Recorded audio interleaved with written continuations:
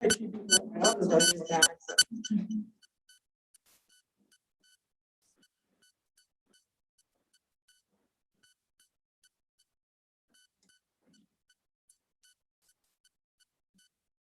I got more ice right there. Yes, you can put it on. Thank you.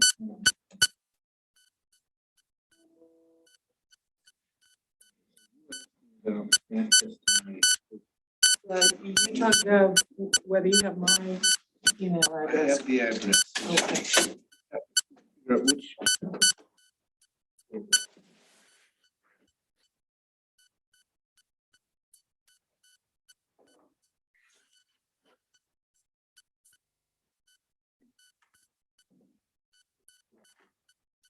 Durham at utah.gov.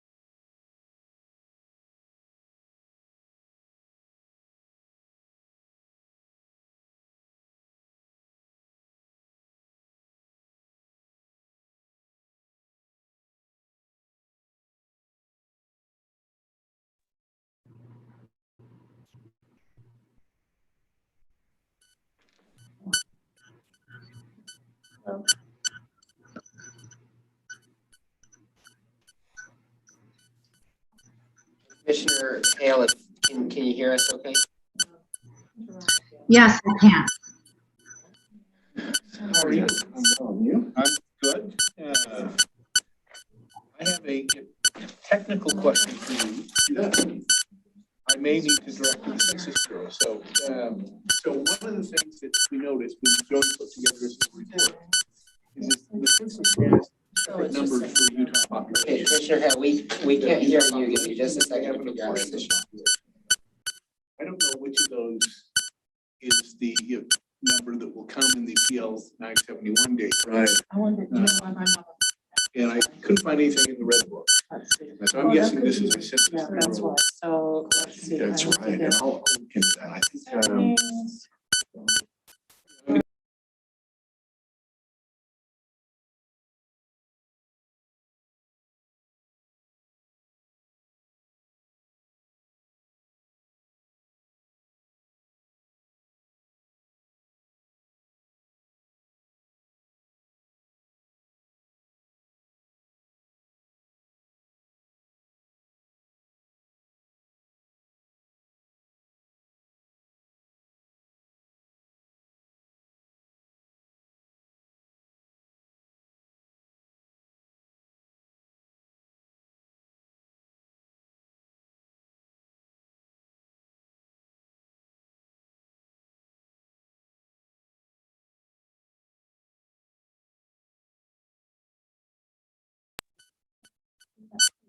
Commissioner Hale, can you say something so we can see if we can hear you?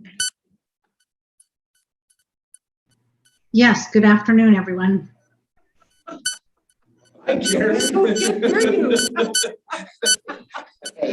Poor Commissioner Turtle has to pick herself up off the floor, but goodness, that was booming. okay, we're having an issue with the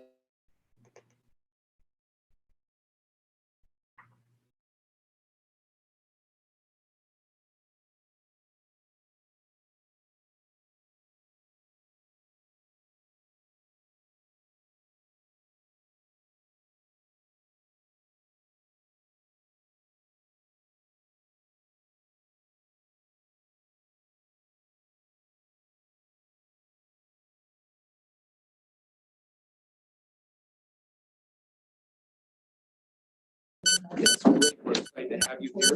So you can answer all of our questions. Well, we'll see how that goes. Definitely have a pin. No, that's what we need. That's what we're waiting for, because we've been discussing all the, I think I chair the state board of education. I think you've got two, maybe you've got one coming online, one more. I think it's interesting, also looking at all the cities or legislature, cities and act and stuff. So we want to see if that same thing kind of applies to school districts. The state school board works better if we don't split like the Salt Lake School District or the Canadians or whatever, you know. So we'll also make this city here about it's a big deal in the district. Rural, urban, you know, the different needs and kind of different resource needs than in the legislature.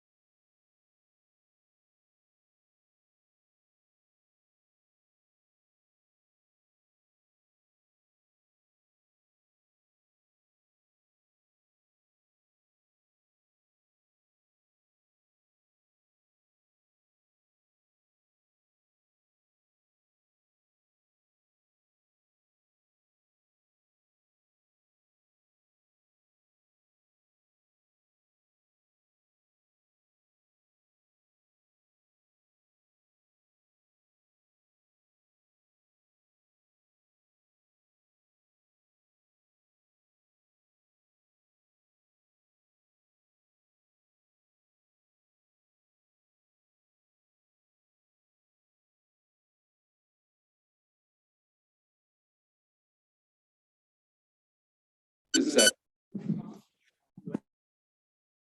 Yes.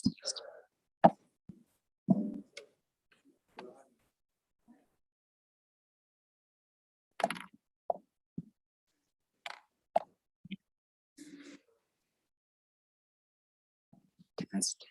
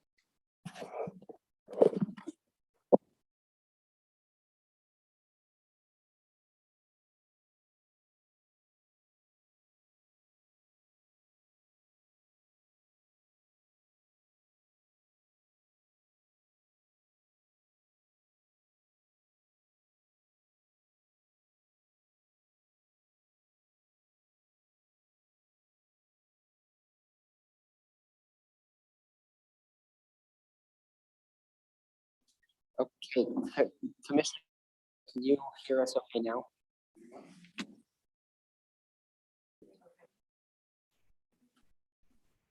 Joey, were you asking me if I can hear? I can hear you now. Perfect, and we can hear you okay. So commissioners, if you just put this on the table in front of you with the microphone side facing you, and then just mute it when you're not talking. You don't need to hold it up right next to you as long as it's in front of you there. Sorry about the issue with the ceiling mics. We're trying to get a tech guy in as soon as we can.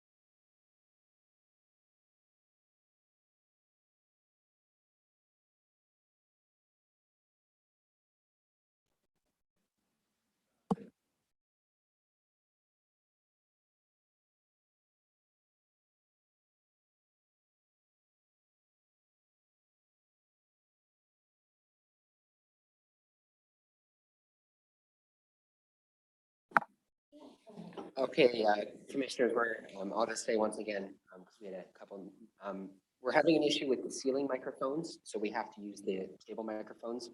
If you just leave it in front of you with the microphone side, kind of like I don't have to use it and you guys can hear me okay, and then the broadcast will pick you up okay. And we're ready to start whenever you guys are. All right, we'll go ahead and start. Thank you very much. I welcome you all to our meeting today. And we'll go ahead and move into our item. So let me note that Commissioner Hale is participating virtually today. And so we're happy to have her with us as well. So our first item is the approval of the minutes from July 20th. Were there any corrections or changes to the revised minutes that were sent out? You're not seeing any? Can I have a motion to approve the minutes? Motion and a second. We'll do a roll call vote as we have Commissioner Hale participating online. And we're going to go in reverse order. We'll start to hit this in with Commissioner Baker. Commissioner Durham. Commissioner Hilliard. Aye. Aye. Commissioner Thorne. Aye. Commissioner Bishop. Commissioner Hale. Aye. All right. The item passed. Thank you very much. We'll now move to the next item on our agenda, which is our general legal discussion with our Matt Cannon. Matt?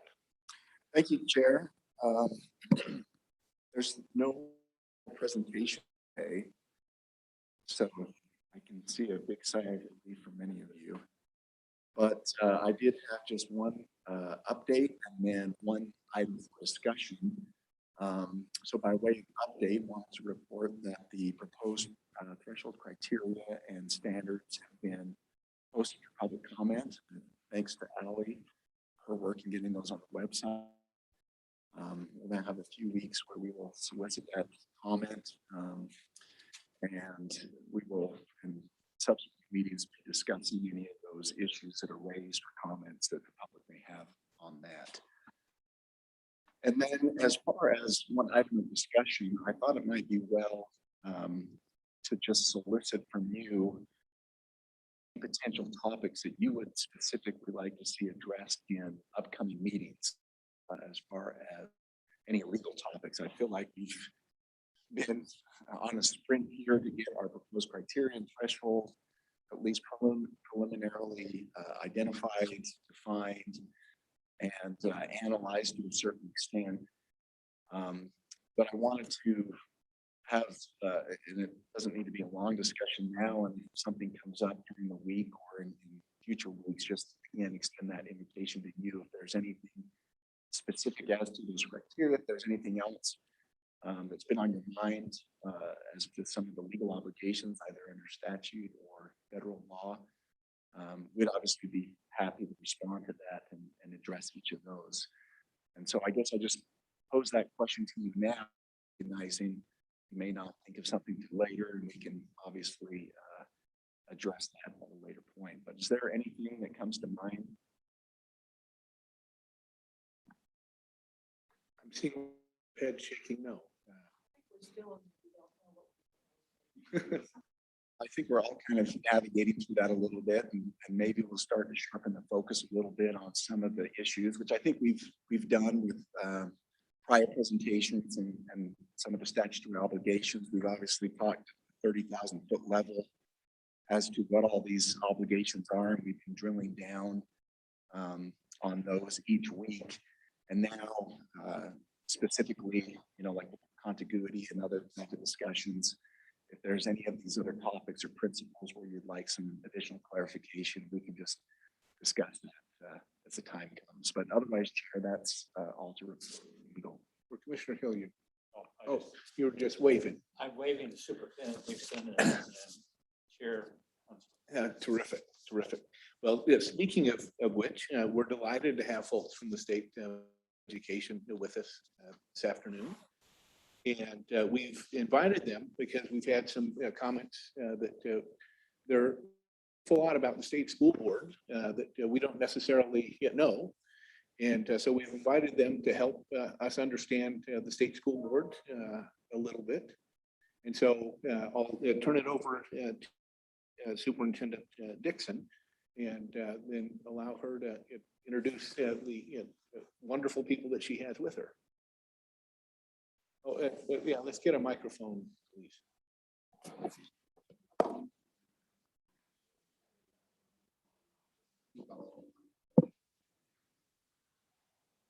Well, thank you for the opportunity to be here. I'm State Superintendent Cindy Dixon. I appreciate for consideration of the State Board of Education. I think people are paying more attention to the State Board of Education and the role that they play in governance. And we, as citizens of this great state, are certainly beholden to the amount of time that and as elected officials, and they do amazing work and really contemplate every rule and policy that goes into place. So it's a very important role. And I was thrilled to hear that you were interested in hearing what they have to say. So I've brought two of our leadership members. A board member, Cindy Davis, is our vice chair of the board, and she can talk to you about the area that she represents, which is primarily Alpine District in Utah County, our fastest growing district, or one of the fastest. And then Chair Huntsman, Mark Huntsman, who represents a huge portion of our state through rural Utah. And I think both of these perspectives might be really important to you. So we're really lucky to have these two great people leading our state board, and I'll just hand the mic over to Chair Huntsman. And just for your reference, we do have Scott Hansen online as well. Oh, Board Member Hansen. So thank you. Board Member Hansen, probably more punctual than a couple of us. So Board Member Hansen chairs our Committee on Standards and Assessment, and he represents area that is sort of in the north end of the state, which I know you've been interested in as well. So I'll turn the time over to Chair Huntsman.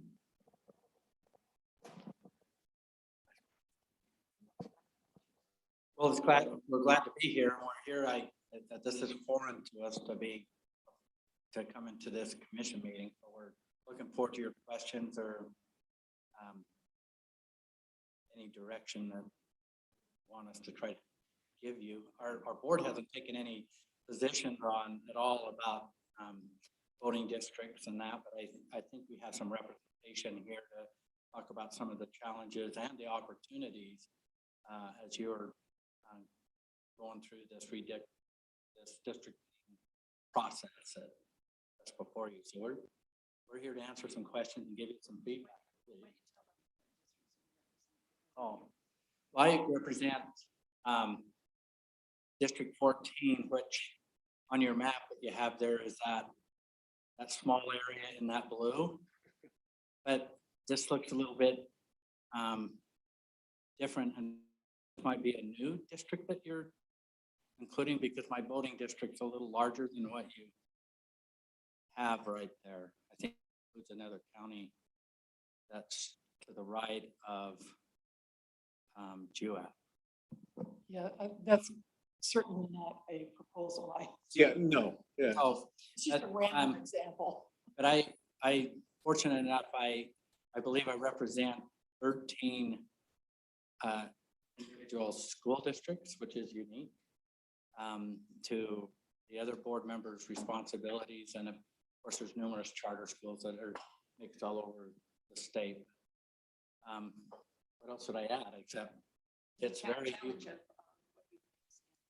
Oh, okay, the challenge that, you know, that the upside to this is we do have some good communication platforms that we can work on, but geographically, it's a pretty significant challenge. I reside in Fillmore, and to get to San Juan, which is down in the Four Corners area, requires quite a large portion of your day just to travel.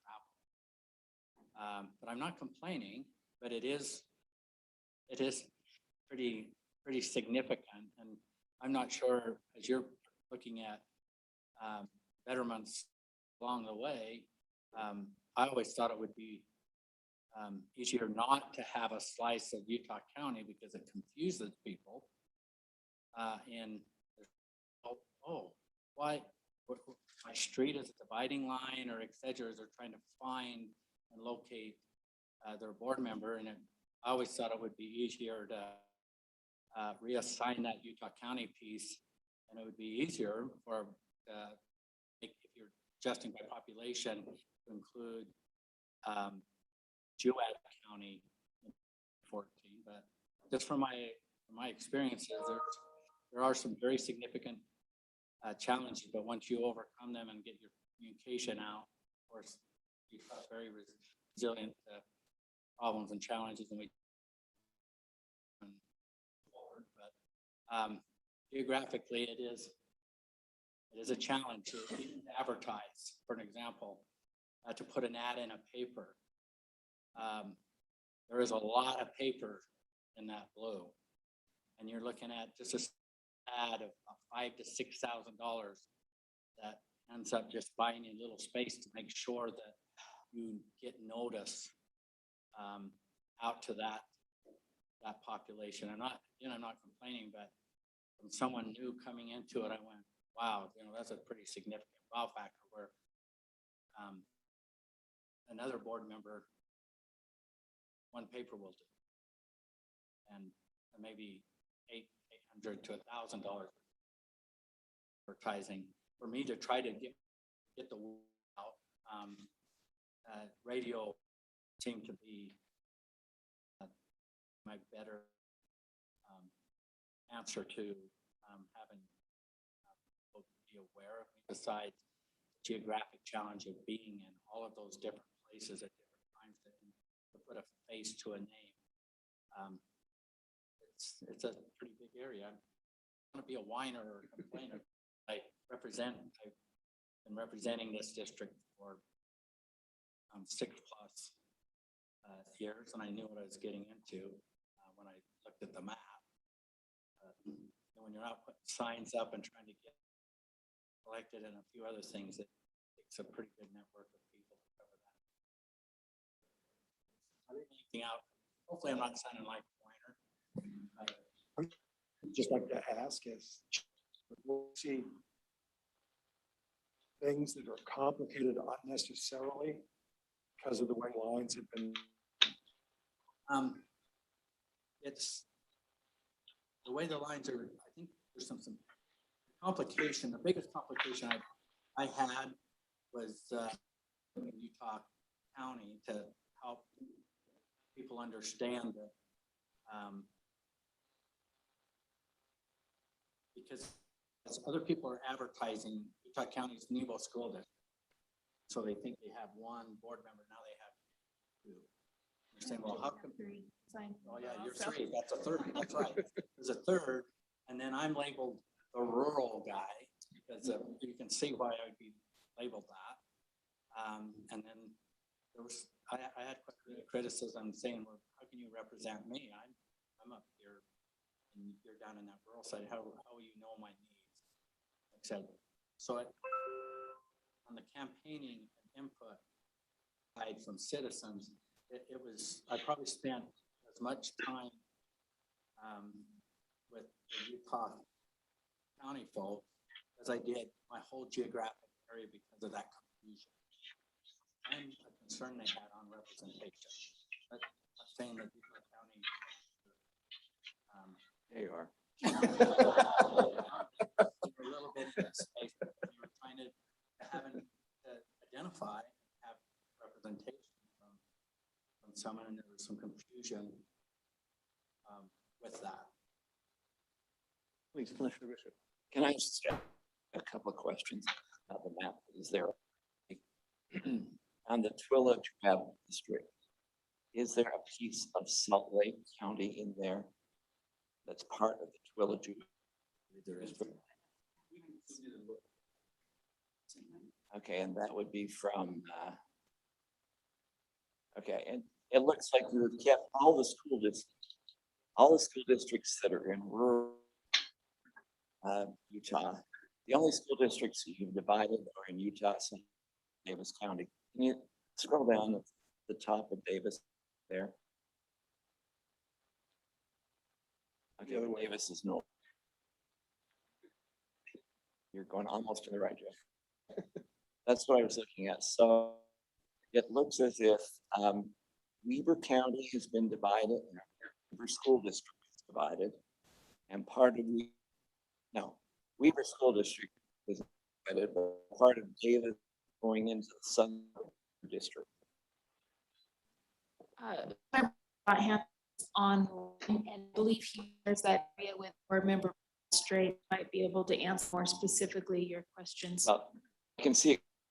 So Southern Weber is part of Northern Davis District, but you also have part of both South District with the Davis District.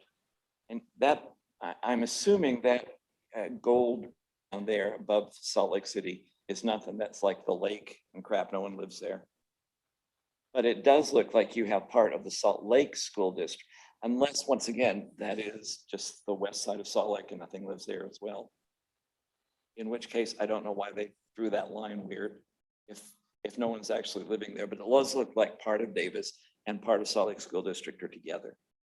I think you're identifying, sir, a couple of the anomalies. So board member Belknap, for example, who resides in Southern Davis County.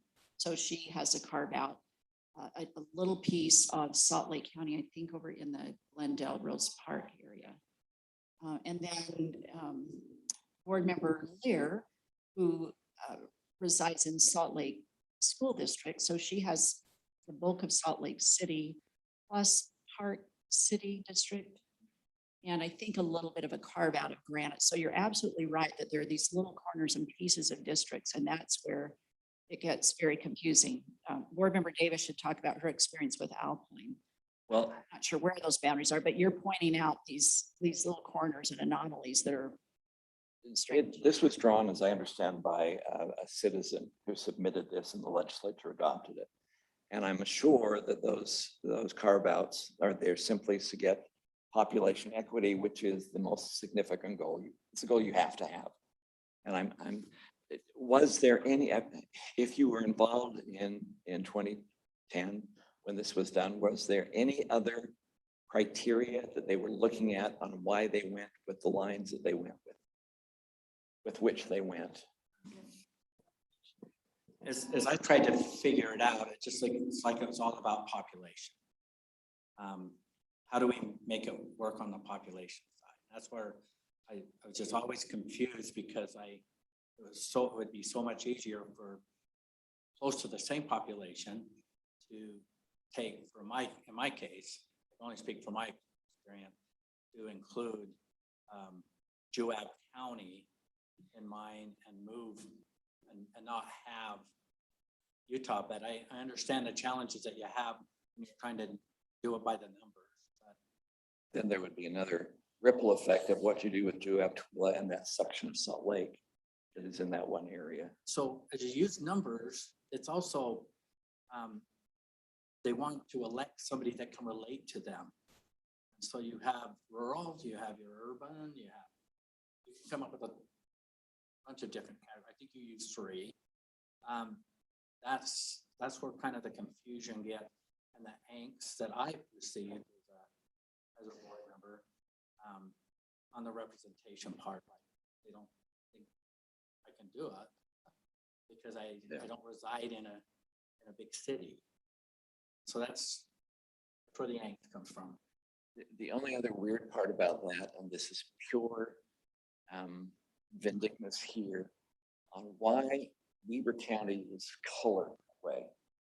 Because a portion of Weber County in with Box Elder is the damn lake.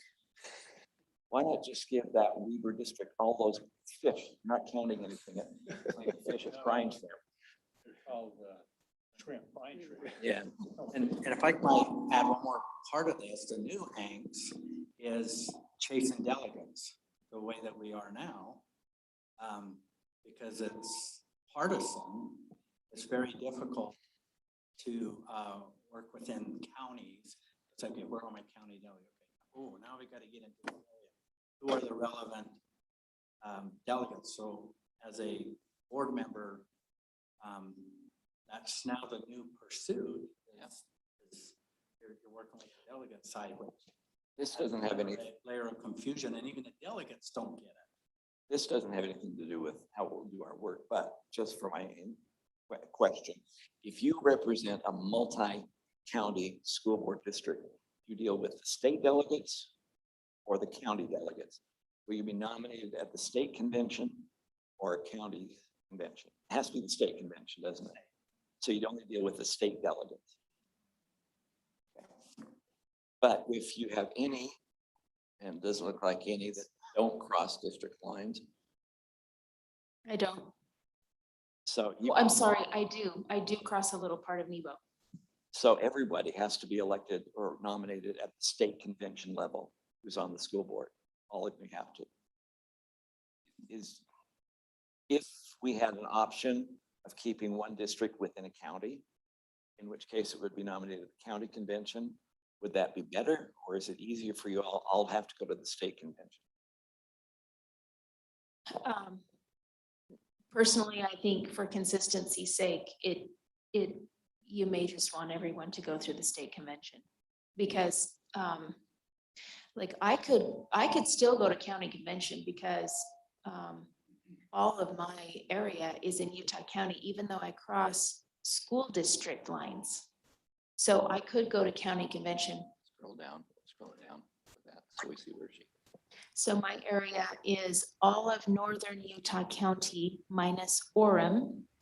And then around the west side of Utah Lake, down through Eagle Mountain, Saratoga Springs, down into a sliver of Nebo County, the more rural west side of Nebo County, which is Goshen, Alberta, Genola area there. So strange. Minus a very small sliver of Saratoga Springs that is in board member Natalie Klein's district.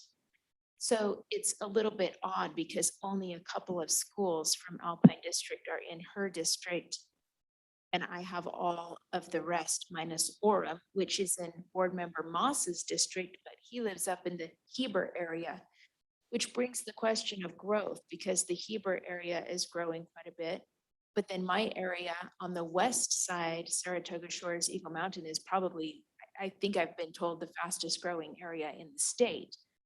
So you probably have to build your lines according to census, but growth certainly is going to be interesting as well.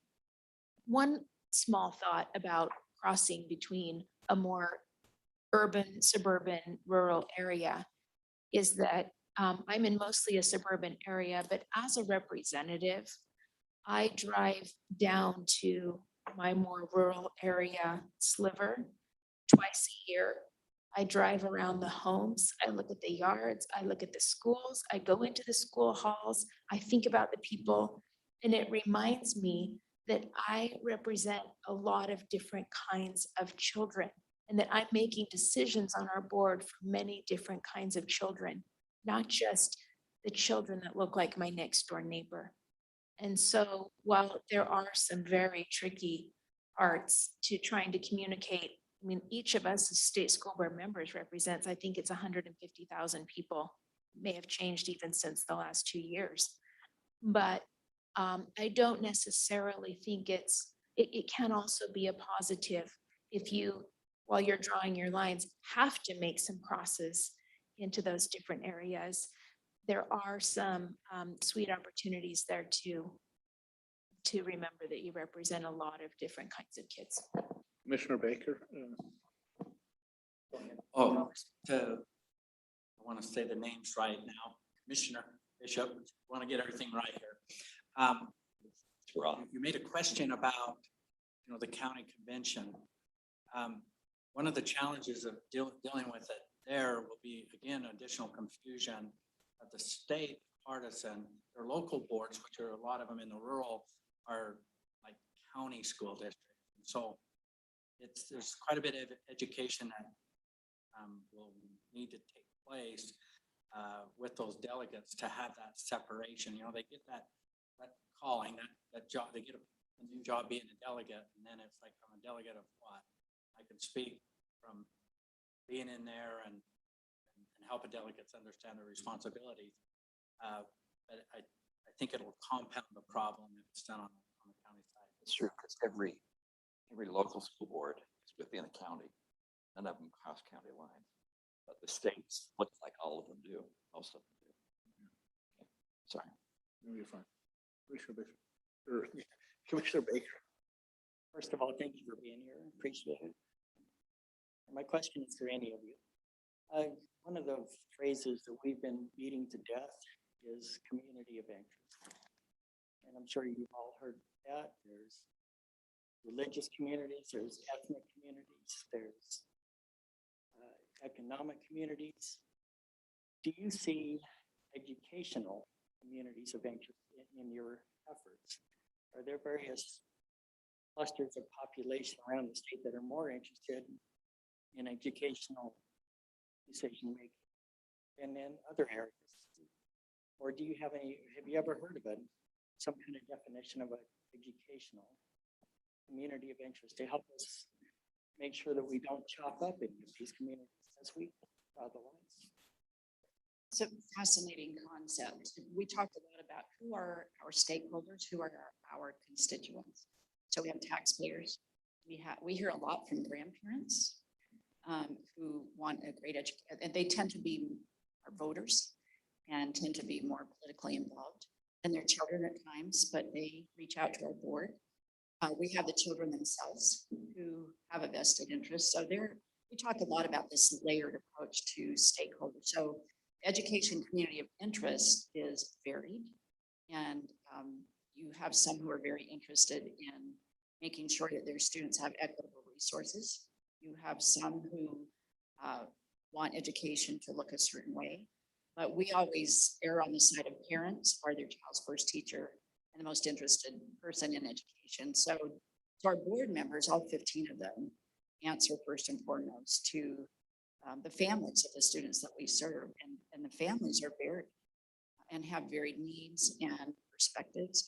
And going through the pandemic has really brought that forward to us of the various perspective, needs, and interests. So that notion of an education community, as I've listened to the board discuss it, is so nuanced and complex and layered.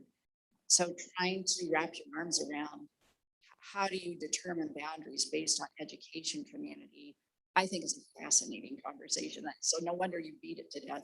But I have not seen a pattern in my years of working with a board of a particular education community. It seems to expand with interest with every given year.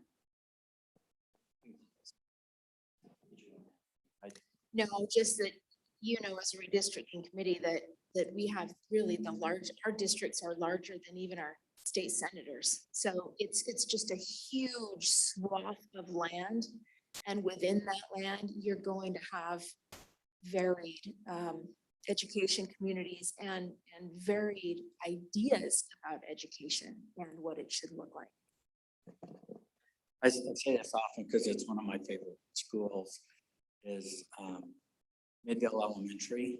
I'm not sure where it lands on this map, but my last count was 16 different languages spoke in one elementary school. So that's just in one school. And you take everything within that voting district. So it's with the State Board of Education and those that are elected, all of us have a really good idea who we represent. The superintendent said it really well. We engage more with parents and the education community, but we also recognize who put us there, and those are the voters, those are the grandparents, those are the business people, those are the ones that step up the ballot box and give you a vote of confidence to try to send you to the state to do what's best for the children. So we recognize that, but every voting district has different influences depending on what's happening. So would you say that's a factor then, the language? Also, religion's a big thing in Utah. Economic and ethnic groups, do they kind of blend together to form the educational communities? But I think each board They help to separate. I think each board member blends it themselves depending on who's in their voting district or my voting district. I have the Navajo Nation. It's really very important in the Four Corners area. And we have not just the Navajo community, but the Paiute community. And, you just get made aware as a board member as you're reaching out in your different geographic areas. What strong population is where? West Valley, for an example, I can't speak for all of our board members, but some of them in the past, they absolutely knew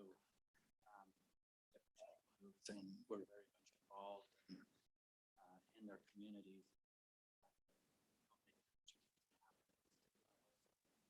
To circle back, board members, in order to get where they need to be, they need to know how relevant the topics are. Whether they have strong lobbying or representation or push or surge to get on the ballot. I'm not sure if I've actually witnessed that, but I know they're relevant. So, Mr. Hanson had a comment online. Make sure he's. Thank you. Can you hear me? Yes, thank you. I just thinking about that question on communities. In my area, we certainly have, I have a broad mix. I represent the Upper Ogden Valley, also inner city Ogden, and then some of the suburbs with a big portion of Weber County. And there are truly different communities, but very hard to figure out how to connect with each of those. Usually I find the best way to do that is through the schools themselves, where that's what brings the families together. And then you can kind of address the special needs of the different sub-communities, I guess, after you find them at their schools.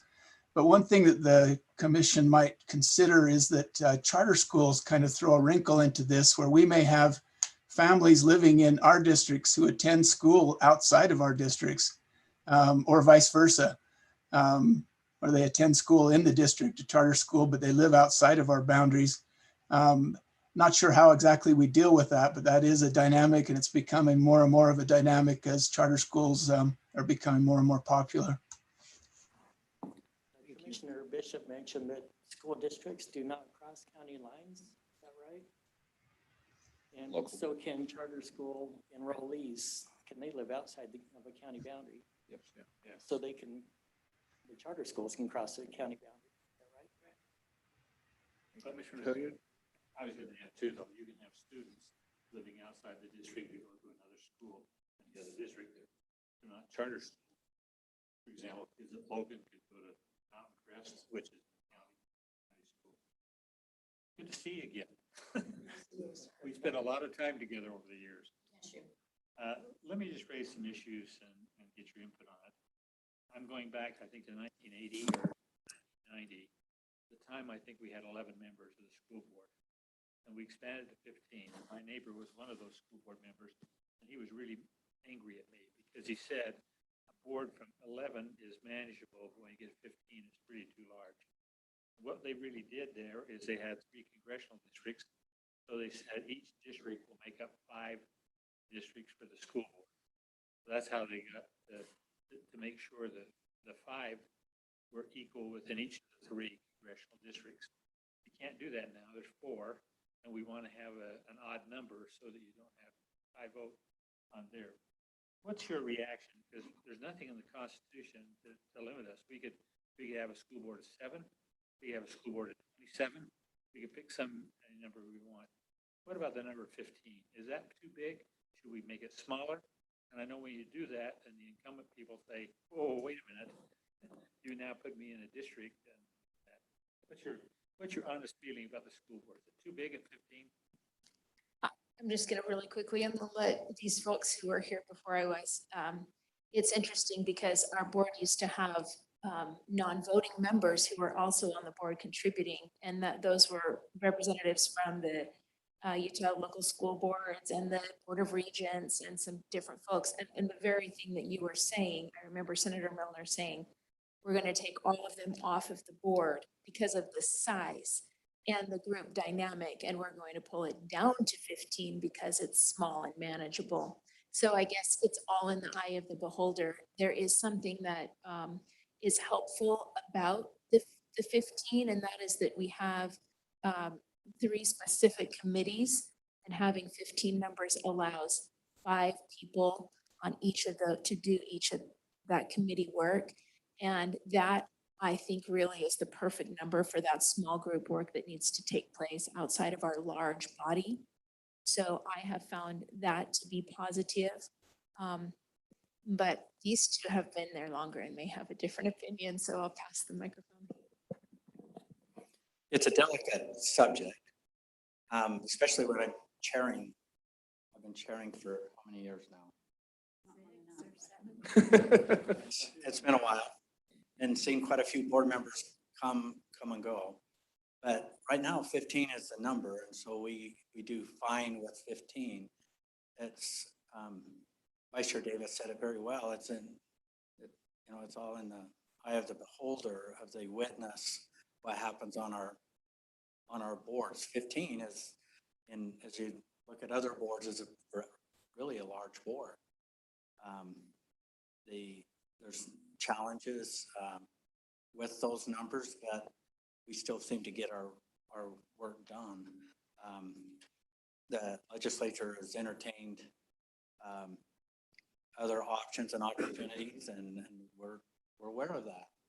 And in the leadership, we've just taken the position of whatever the will of the people want to do, then we're going to do the best with it. I'm sorry, Senator, we have our personal opinions, but I'm going to keep them to myself because I have an assignment, and it still will finish this year and next year chairing that board of 15. But again, those other decision makers certainly have other options and opportunities on the sizes of the board. Not only has the size of the board been a topic of discussion, but it's also, should there be another way of appointing that board, whether it's a governor and others, and we in leadership just chose to stay out of that discussion while we're in leadership positions, because we got to keep the wheels on the bus and continue to make those betterments in public education happen. So I'm dodging your question a little bit there, Senator. How long have you been an elected official? I'd love to know what to say. Just want to add a piece to your question. I've been around long enough to experience the iteration. I have 15 bosses, and that's super easy because they're all great people. But and I say that in jest sometimes because it's hard to have bosses, but they've learned to work well together regardless of the numbers. I see them working just as well in 15 as I did in 11. The challenge that I've noticed over the years is with an 11-member board, the work wasn't to the level that it is now. And Vice Chair Davis addressed this a little bit. We used to have, a decade ago, we used to have a one-day board meeting, and business was committees were conducted in the morning with votes happening in the afternoon based on what they discussed in committees in the morning. And that was rules, response to the public, but that role has expanded exponentially. And when you have 180 education bills that go through, and many of those have rulemaking requests or rulemaking requirements rather as part of the legislation, and it has just added to the work of the board. I can't imagine trying to cool that down to a one-day meeting now. You don't get the constituent input that you would need. You really can't carry on a good debate and have public input. So it's not just about the number, it's about the work. And having 15 members allows for the work that needs to be taking place in the committees to then be publicly debated by the whole board. So that's been a significant shift since I've been watching and participating with this board, just the sheer amount of work that comes to the state board, which is why it's so important that you're thinking about how they represent the people. Mr. Hanson has a comment as well. Okay. Thanks. I would echo what has been said about the amount of work that's required of the board. And that has changed even in the few years that I've been on the board. I think I'm in my third year now. But I thought at first that 15 might be a little unwieldy versus some other boards that I had served on. I find that it is a good amount for the work that we have, but I also think there's a parallel kind of with the, say, a county commission kind of government and a city council kind of government, where with more members on the board, individual, I guess,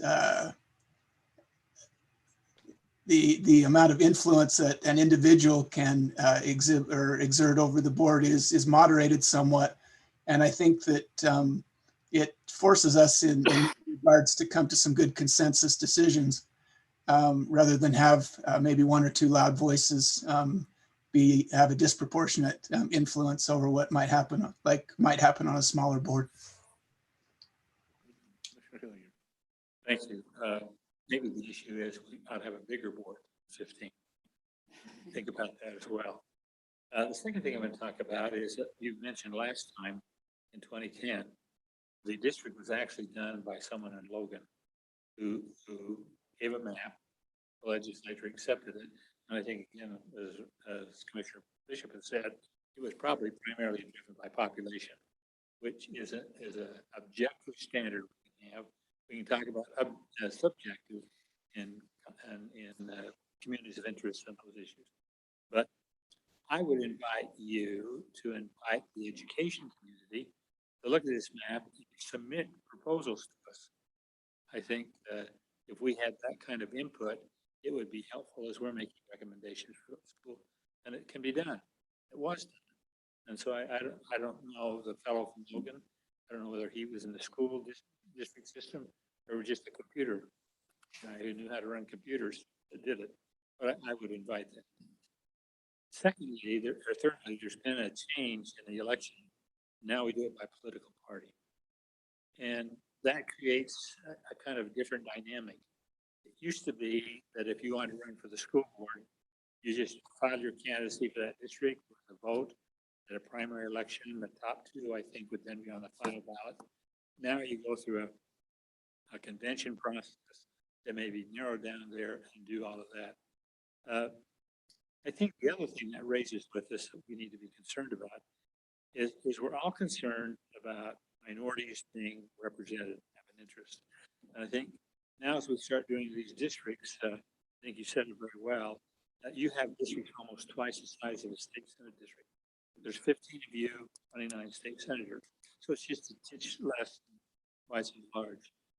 I think, as we're talking about this and dividing, the recommendation onto some way that we can build that into our consideration of how we do it. We obviously are gonna be concerned about minority districts, that we do it such a way that affects it.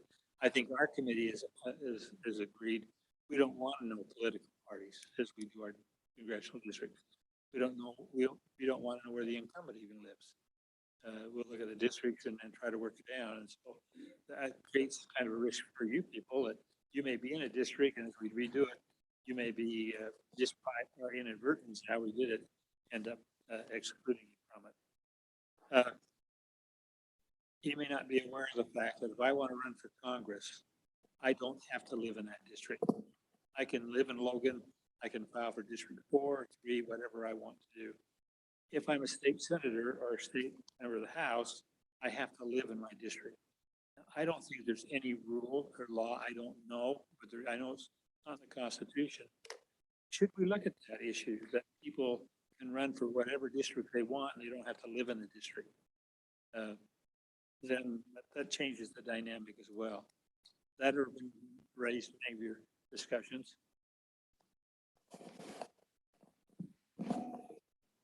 I think I can speak for those rural districts and those rural counties. They want somebody that resides in their county. And if the rules were changed, the odds are of somebody being elected outside probably pretty slim, unless that individual is some superstar and they want to overlook a resident that lives within that space. But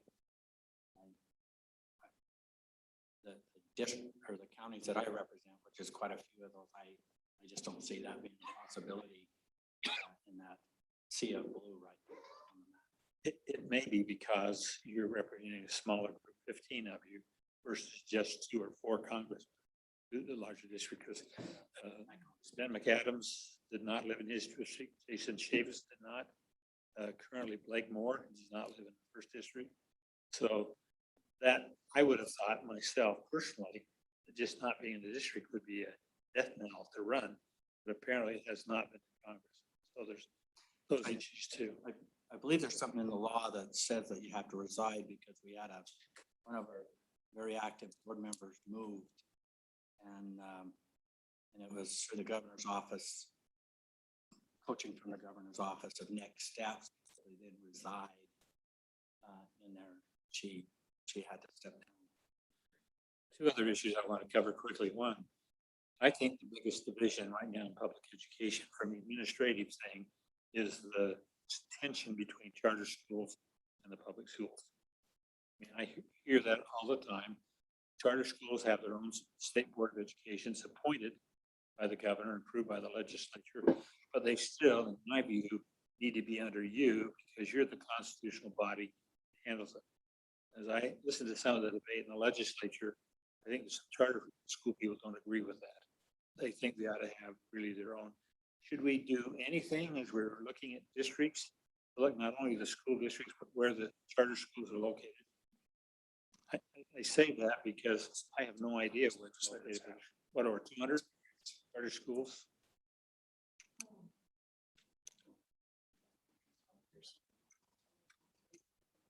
I've lost track. 130 or 101. See, at one time in my state Senate seat, I had 5 school districts. I had South Summit, North Summit, Rich, Cache, part of Cache, and all of Logan. And it was an interesting thing as a legislator, sometimes I had a bill in front of me that would help one district, but not the other. Ness is a good example. Necessary essential small schools. That was really important for Rich County. And then you have, at the time, South Summit was one of the richest school districts in the state because somehow the boundaries are drawn. So they had the oil and gas by Evanston that was just over the border into Utah. At one time, North Summit was one of the richest because Union Pacific kept their engines there, and they paid a property tax to the district. So sometimes they change, and I know when you should we try to keep school districts all in one district? In other words, in Utah County, should we try to put Alpine in one, Provo in one, Nebo in one, Weber you have Ogden and and Weber together. Should we be concerned about that, about keeping the school board people so they represent a definite school district? Or should we not be worried about that? I don't think there are any districts that would fill an entire school board seat. So no matter what, you're going to have to at least represent two districts at the minimum. And then there are some areas where you're going to have many over here. But I do think you could look at not as the factor, but as a factor district lines. Whereas sometimes you just have a small carve out, you may want to fix some of those. And to your point and your question about the charter schools, it's been interesting, even just in the 2.5 years that I've been on the board, I've seen an immense amount of growth, not only between the state school board and the state charter school board, but in the legislation that's coming out that's helping to create a better working scenario between the two. The charter schools, while some students cross boundary lines, there are sometimes district lines that make a difference for charter schools, such as the local replacement tax and things such as that. So they do fall within district lines. So even if you are thinking of charter schools and district schools, it's helpful to look at district lines when you're working on this process, though I don't think it needs to be the end all be all, because everyone's going to cross over multiple districts. It's not, we don't have any, I don't think, I could be wrong. Mine's the largest in the state, and I don't even think I could fill a whole state school board spot with just Alpine School District. Thank you. Commissioner Thorne?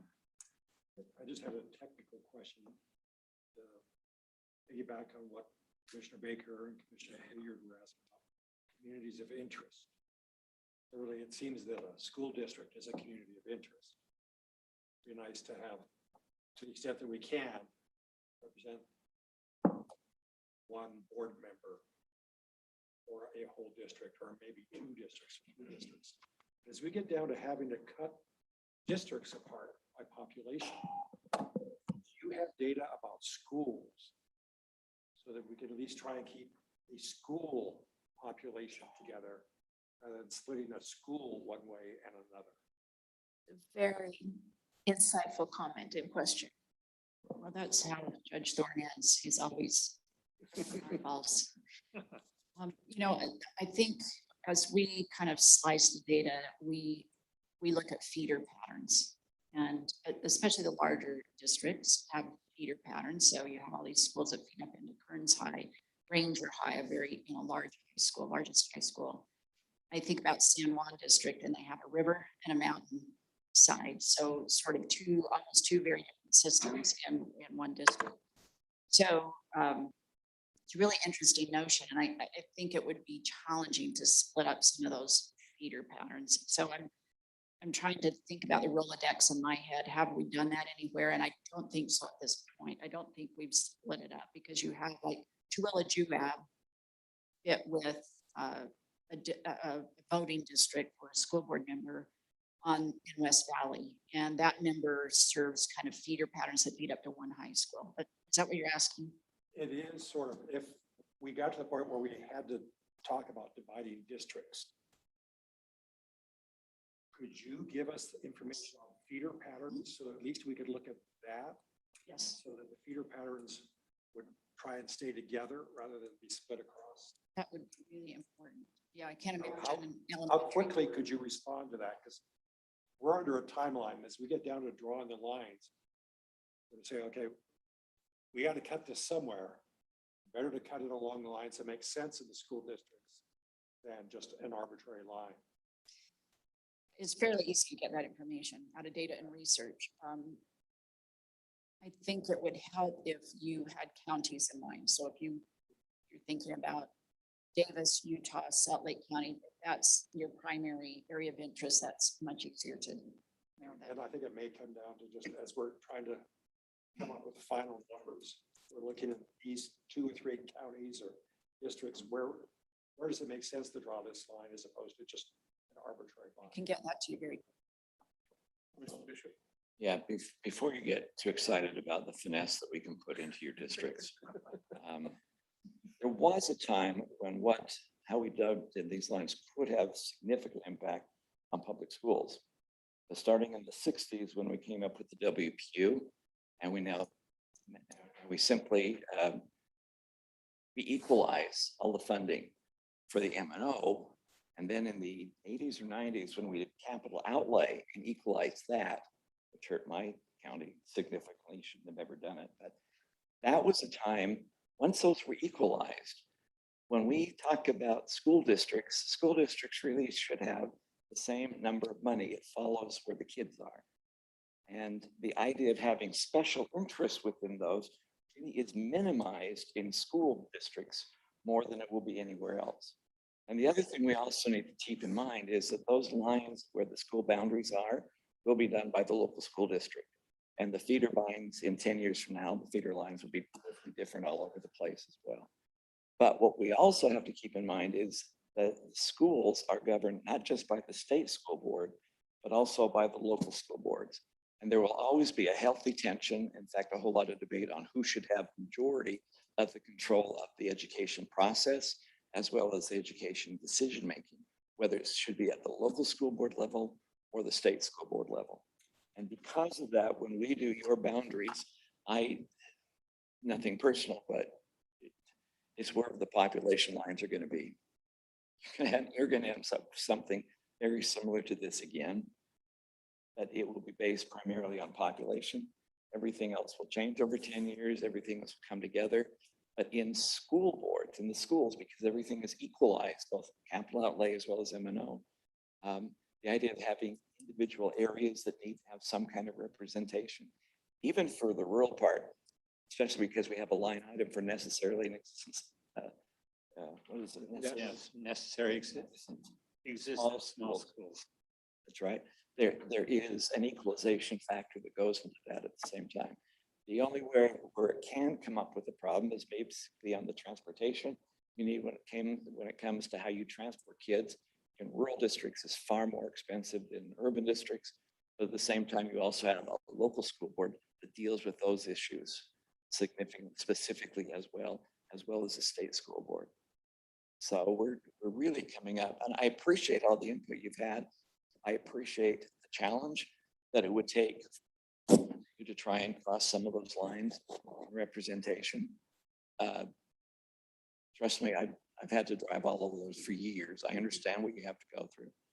But at the same point, when we come right down to it, the population figures are the most important criteria we have to deal with. And those districts all have to have the population, whoever was alive back in April of last year. I appreciate the comments of my commissioners. Commissioner, did you have a? No. Okay. I think, one of the things that is raised is that, obviously education is a very complex field, and we appreciate the work that the state school board does. And we appreciate that you helping us understand a little better some of the complexities that you're dealing with. As Commissioner Bishop does point out, we do have a set of criteria. First and foremost is your population that has to drive our non-negotiable. yeah. But as Commissioner Thorne pointed out, if we can, where we have to make line choices, if we can do that in a thoughtful way, we'd be better off. It's just how easy it's going to be, and Commissioner Bishop highlights it, that it's going to be pretty difficult to do that. Thank you. Any other questions for the members of the school? Again, we want to thank you for taking the time to come and visit with us. It has been very enlightening, and we look forward to grappling with these issues as we move forward. Very helpful. Thank you all.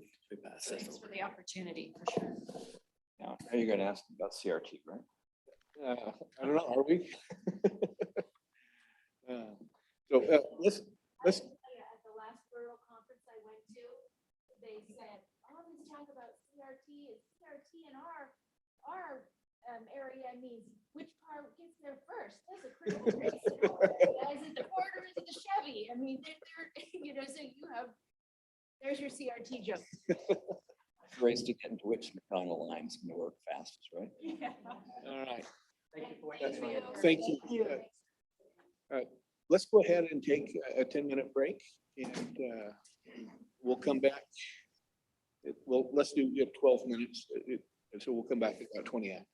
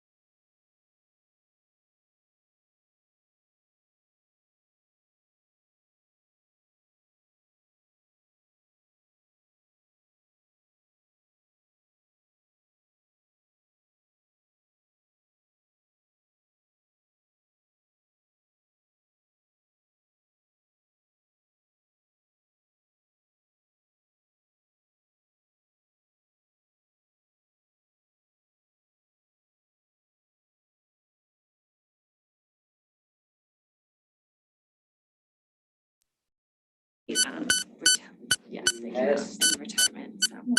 My Where they husband's living? family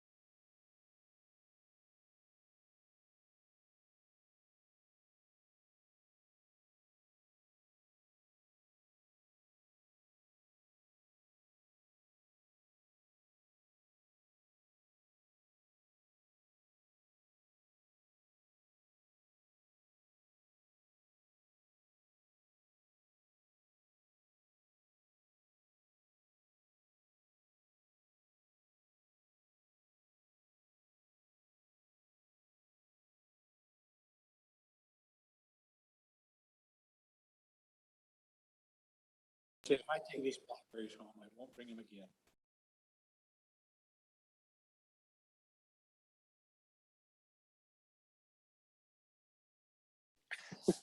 Don't be polite. All right.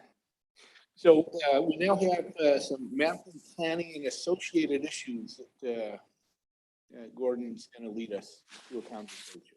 So there was a couple questions that came up last week from the commission. So we had a couple interns working on those. Cassidy is going to give a short presentation, then Joey, and then Autumn is going to introduce you to our map making exercise for today. So she created the experiment out of some of the comments that you talked about last week in terms of starting with the existing districts. All right, so Cassidy, why don't you go ahead and start? Okay. Wait while Joey pulls up my slide. Okay, so what I did this week is I looked at population changes by county. So we used population predictions for 2020 from Ken Gardner Institute. So don't get too excited. These aren't like official numbers.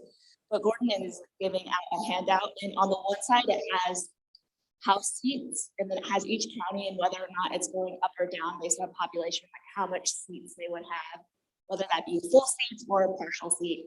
And then it has Senate on the back side.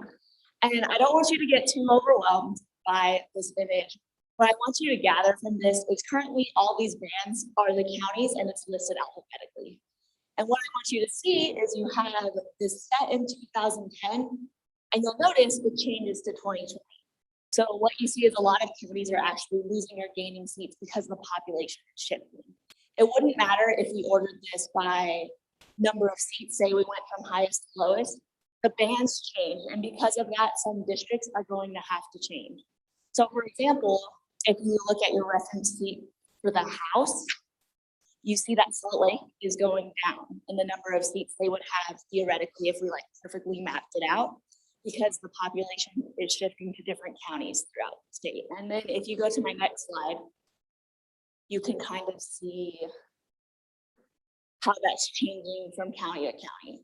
So we can see that Utah County is increasing in the amount of representation they would need based on these 2020 numbers. Where Salt Lake is going down and some are staying the same. Obviously, some of these changes are very small. However, once you realize I still have to split up 75 seats across, it matters, right? So as soon as you start adding them, it makes a big difference. And then I also have done this for the Senate, so you can go ahead and advance. So similarly, it's a little bit smaller of a scale since there's only, 29 of them.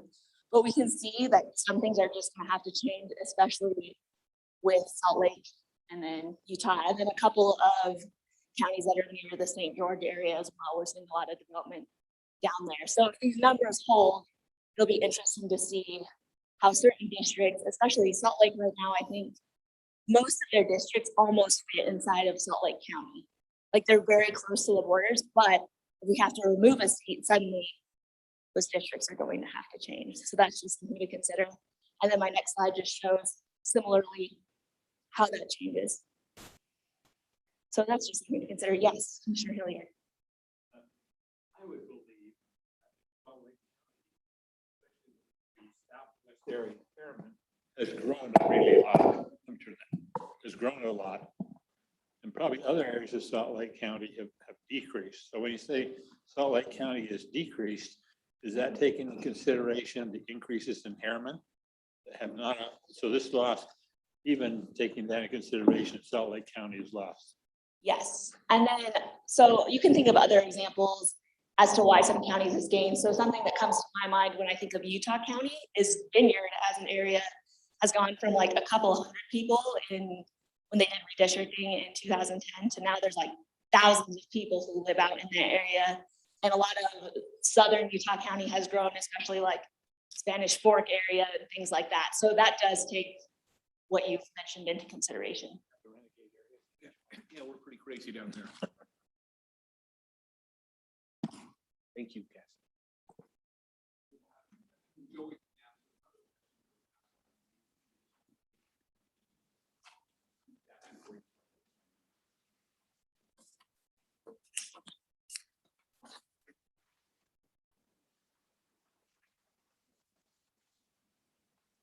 Okay, so I don't really remember who it was, but there was a couple commissioners asking about deviations last time, and I know you guys are excited to talk about percentages and numbers and graphs and stuff.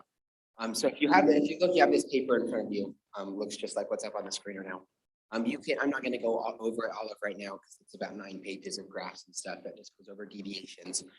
And I was actually talking to Commissioner Facer. I don't know if you found an answer. The census has 2 different numbers. They have the number that is the people that live in Utah. And then there's also a number that takes into account people who don't live in Utah, but are still citizens working overseas. So like people on military bases. But we weren't sure because those people don't have to have residencies in Utah. And so, but that's only going to make a difference of about 1 or 2 people or in each of these graphs, because I think it's a total of 4,500, something like that. So on the second and third pages, there's 4 different graphs, and these are just some examples of different deviations. So the first graph is the amount that is legally allowed. So any of these numbers in this first graph right here or under is what's legally allowed. So you can see in the congressional seats, legally we could deviate by assuming with the 2020 population by 8,178 people. And then that plus and minus category over there is just divided by 2. So pretty much you could be over that number in one district and under that number in another district and still be within the guidelines. That second graph, the legislative committee has released their goals for redistricting. And you can see that they're aiming for 0.1% in congressional and then 5% or lower in the other things. And so those are those numbers. If you, anything under that is going to be what their redistricting committee, their principles, what they're aiming for. On the third page, figure 5 is pretty much what is happening right now. So these are the current districts with the current deviations. And figure 6 has that transfer down with the 2020 population. So pretty much if you wanted to use the same deviation rates that they did in 2011, but translated with today's population, that's what those numbers would look like down there in figure 6. And then it goes over just a 1 person, 1 vote versus communities. There's an example there. I'm not going to go over that. What's up?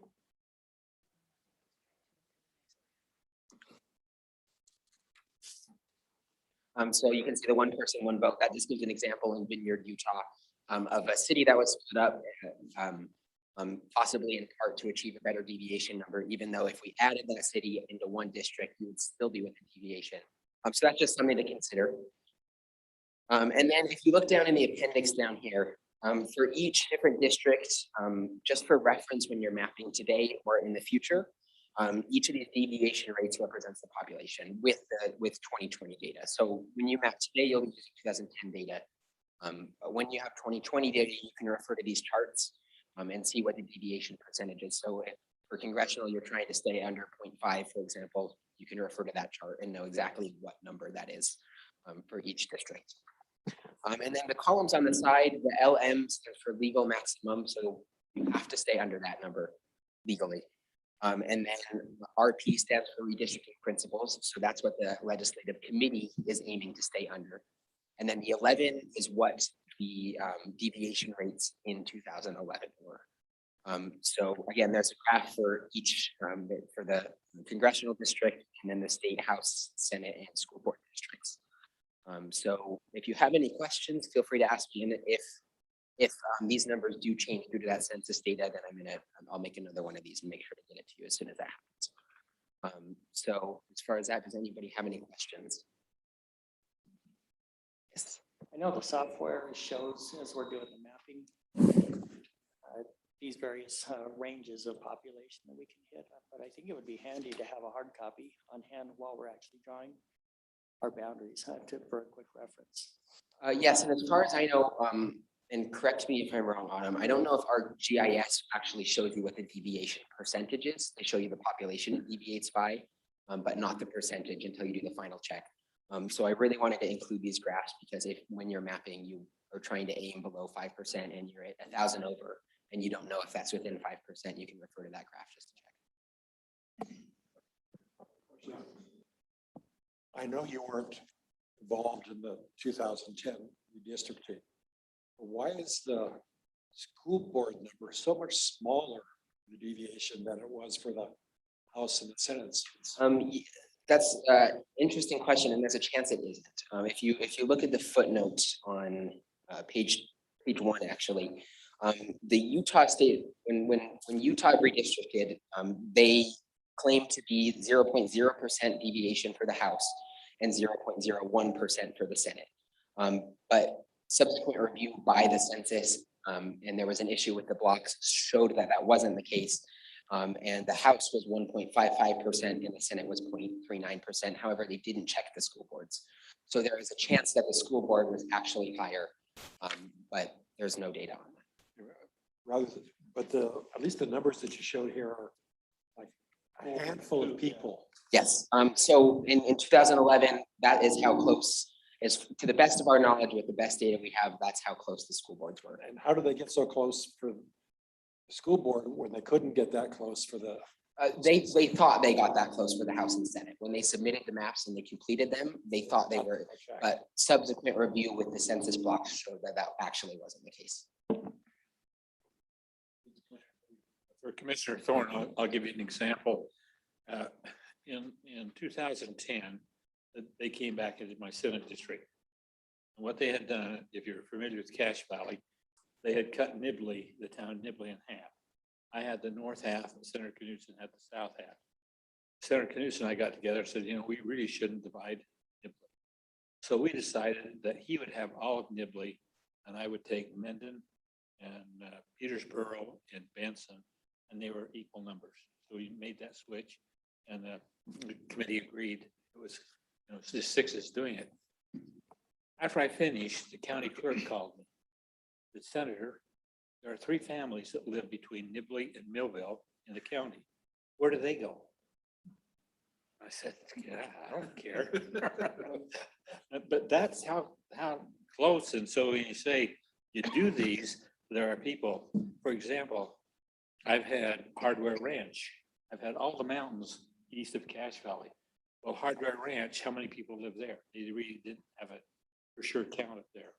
Because usually that's somebody from seasonal natural resources who stays there in the summer, comes there back and forth. So, you know, so all we can do is the best we can with the numbers, and they're not going to fit. Absolutely, and that's why I included that 1 person, 1 vote versus communities graph, because of course you can get within 1 or 2 people in every single district if you wanted to, but there's no way to keep every city and every neighborhood intact while also doing that. So as you're drawing, you will just have to consider priorities, and you can use those graphs to look at percentages in the past. And yes, Will our GIS program allow us to split census tracts down? Or we stick so with just whatever they have?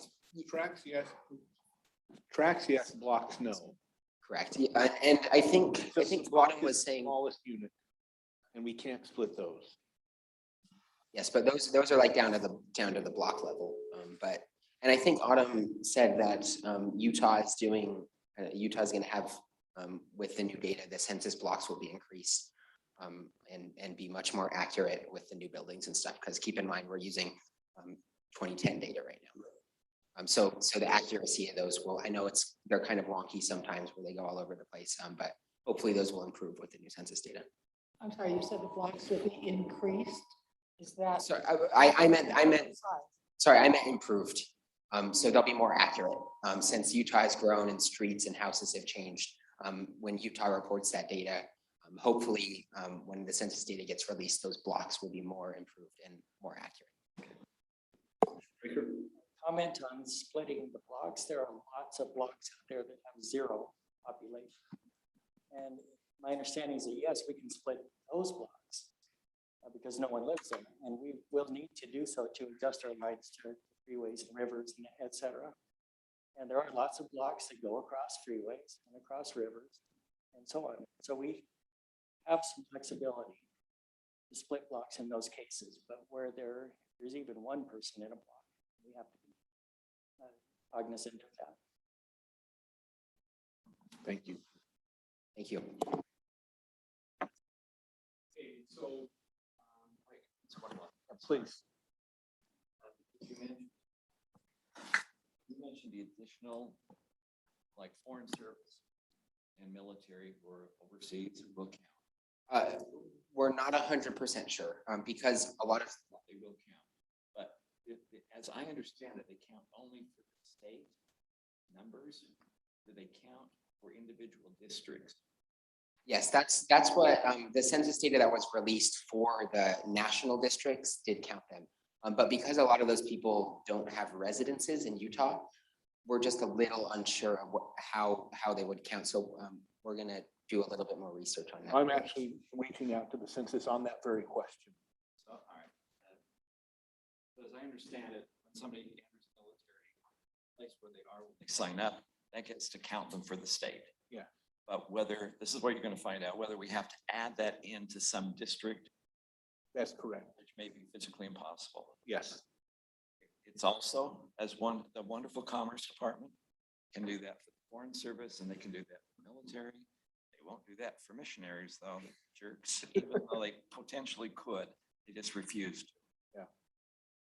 So, but yeah, that's exactly, so when Joy showed me these data earlier, I looked at it and I'm like, wait, that number doesn't match the number I had. It's because I was using the apportionment number, which included all the overseas folks. And Joy was using the population number of the census, and so we're finding out from Census Bureau which of those would be the technical 94, 971 data. We can just subtract that potentially. Yes. Yeah. And then go from there. Possibly, yeah. And it will be important, but it is, I think 4,500 people is the total. So the graphs are still pretty accurate. They'll maybe change by 1 or 2 people with that adjusted total, if that's the case. So thank you. Yeah, and we want to make sure that we're answering your questions each week that you kind of bring up. And so the other item that was brought up last time was this assignment is going to be looking at the existing census and starting from there. And so Autumn prepared a great assignment. So she's going to talk about that from there.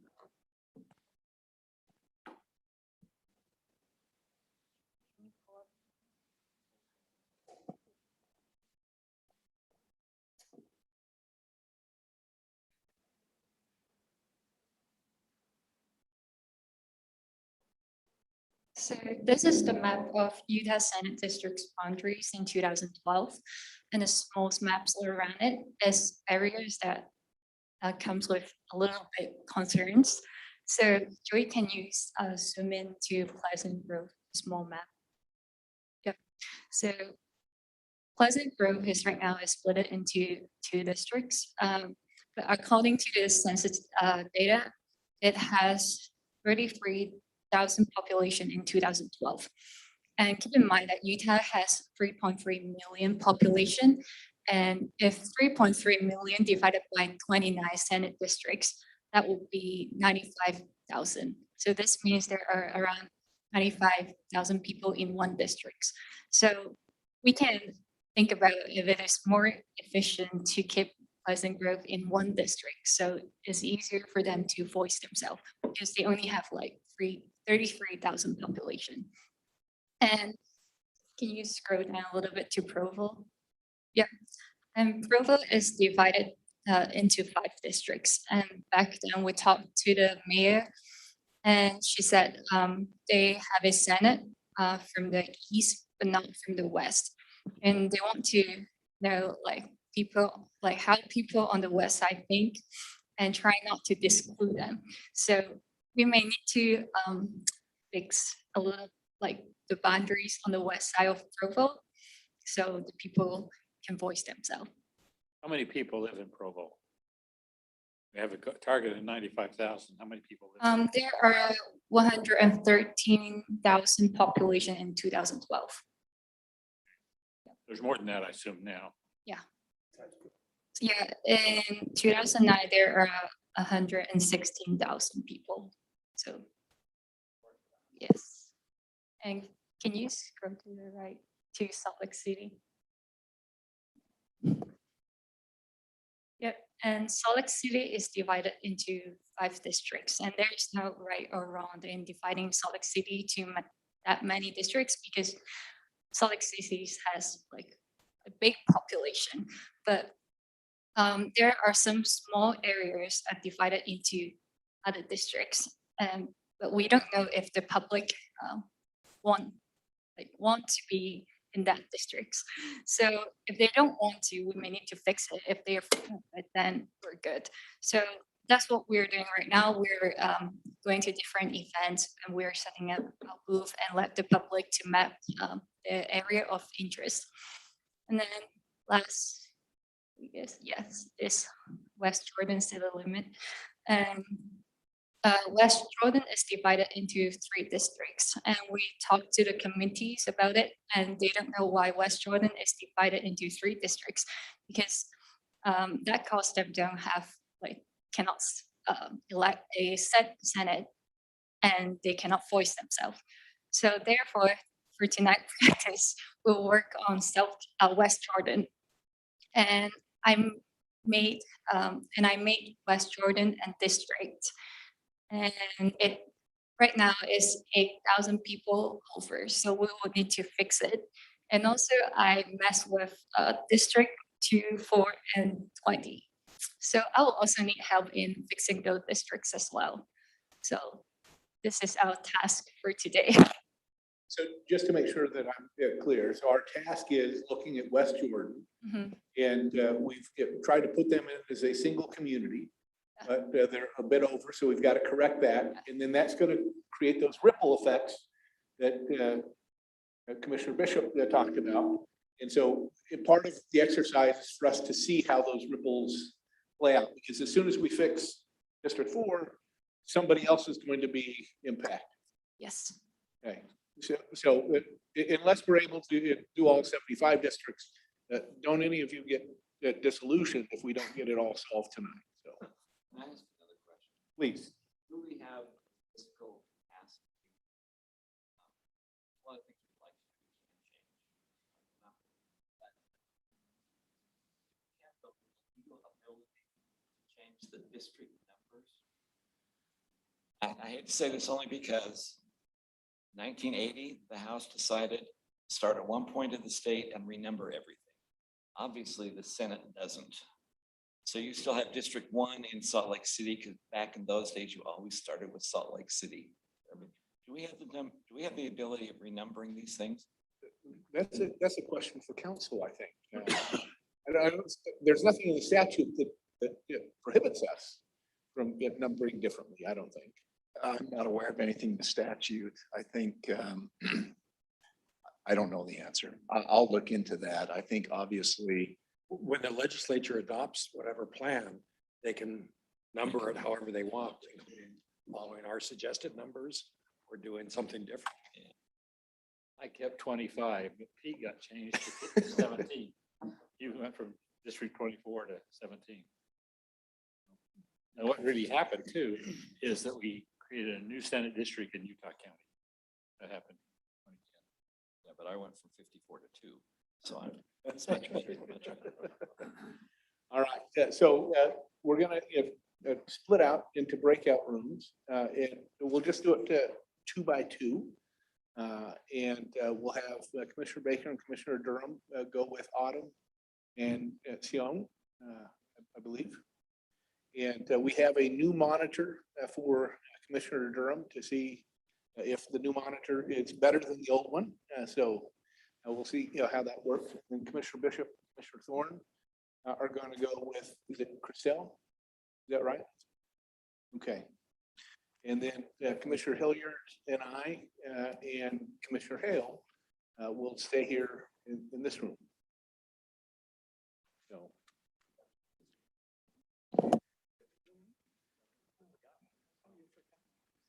Yeah, and we don't have any laser pointers because I don't think we've fixed the technology problems. How long stick would that? That's only if you can ride it.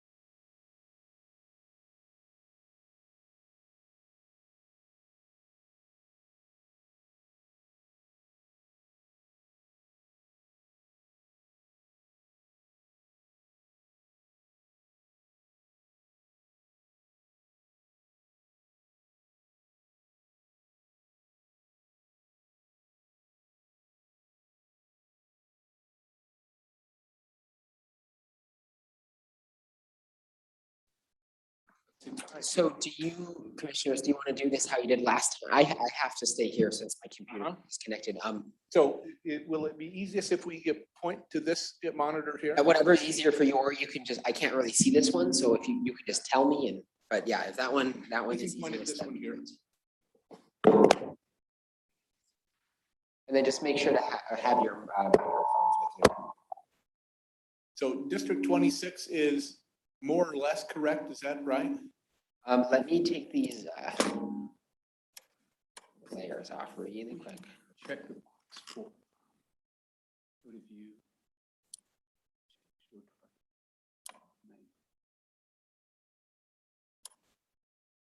So this, tell them this blue here is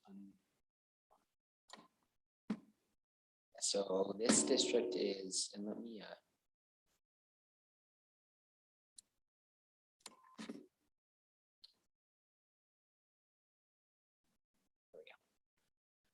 all right, so it looks like this blue district is undefined. And then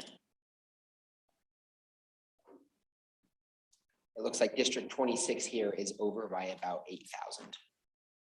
these districts. So if we go to 26, 2, and 4, they're off as well. So but 26 is the one that's off by the least. Yes, and Well, other than 5 and 6, which are within. I see this District 4, 5, 7, 8. I see other numbers up on the board. Oh, yeah, the other numbers are down below. They have to scroll up. and I know there's a way to. Yeah, if Autumn, I don't remember how, but there's a way to have the population show up so you don't have to keep looking every single time. But yeah, so District 4 is under by about 18,000. District 2 right here is under by 29,000. And then this area is not in any district. And then it looks like District 26 is over by about 8,000. Okay, so shall we start by shrinking 26? See if we can get rid of that 8,000 over. Okay. You need to see which district needs more. It doesn't do any good to just push them nowhere.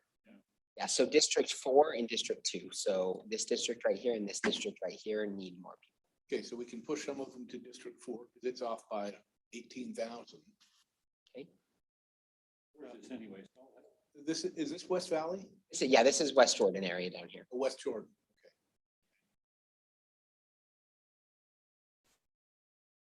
Looks like there's not a lot. Is that a railroad track?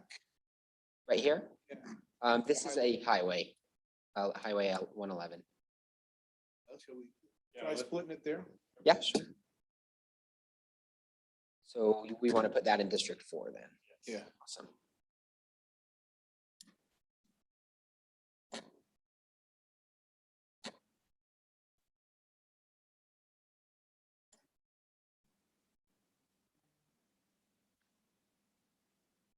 Okay, so it looks like that took District 4's population to 16,000 under and District 26's population to 6,000 over. So it took about 2,000.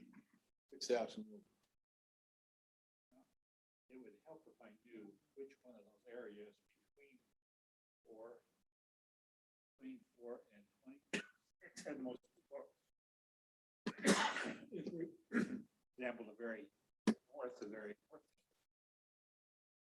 populated. Yeah, take some of that. So the red line here is what, Joey? Do you know offhand? It's,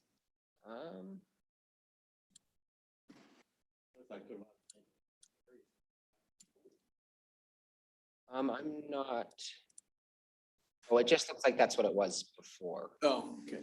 So we can take that out. And if you want me to look up a city, identify like where West Jordan is.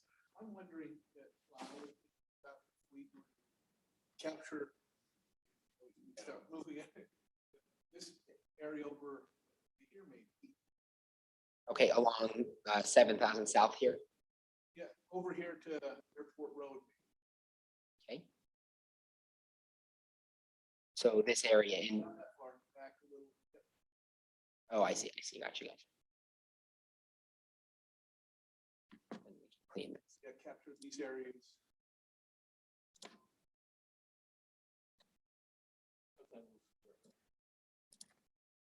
So where are we population wise now? So now District 4 looks like we're still under by 4,000 and District Wait. 6. Oh, 26 is what? 26 is under by 5,000. Oh, we were over by 6, right? Now you got that light blue area right about. I forget what the- Oh, this. We can add that. Yeah, let's add that Put to, this into 4. Okay. yeah. Well, I think the blue is unassigned.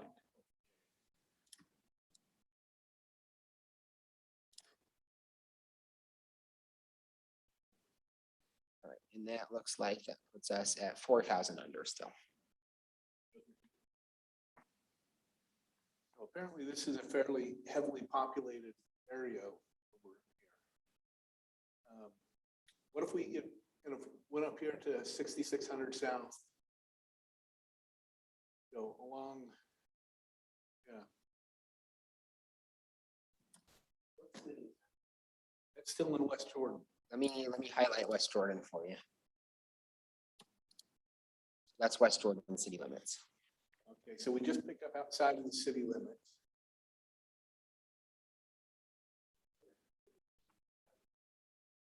Yeah, I don't know.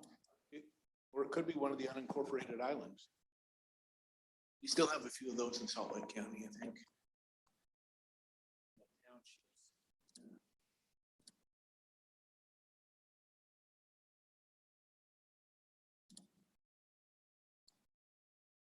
Doesn't want to show me Taylor's.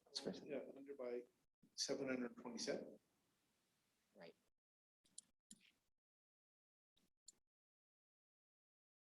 What are the other districts around? Oh, okay, so it looks like that was part of Taylorsville that you cut out right there. This yellow is Taylorsville city limits.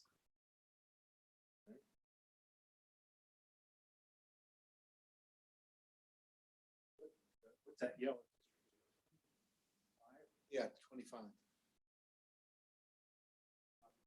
It's, yeah, well, it's off by 1. Oh. So if we can leave it alone. Where are other districts that need people? I don't count there yet. So the districts that need people, District 2 needs the most people with needing 29,000 people still.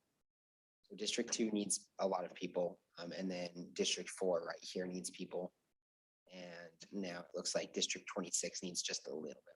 Well, what you need to do then, is move District 2 up north, take some of District 26, they could go back into that blue area that's unaccounted for. If we wanted to split up West Jordan some more. You know, there's an interesting philosophy. People say, I want one representative represent us. That's seems pretty effective when you have 2 or 3 legislators covering the same area, and they all go to bat for that same area. You know? So if we picked up all of that blue. Into District 26. Yeah. How many people are there? There would have been a whole bunch. It's my technical term for tonight.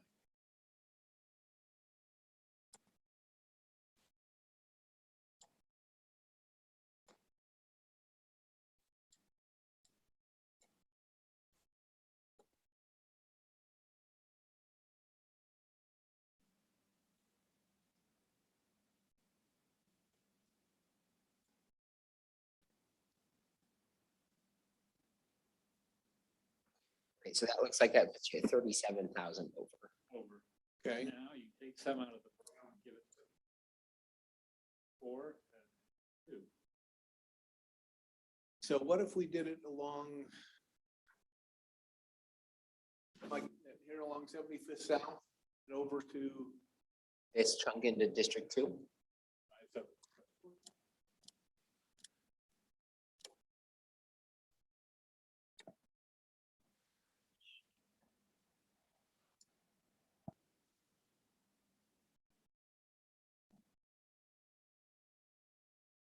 Bit too much.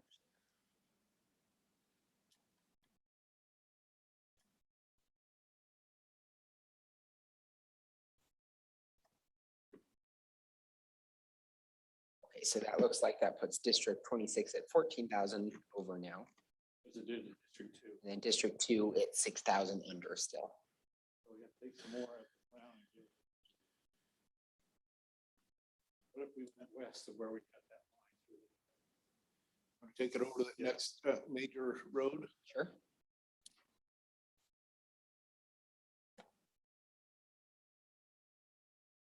Okay, so that put District 2 still 878 over and District 26, 9,000 over.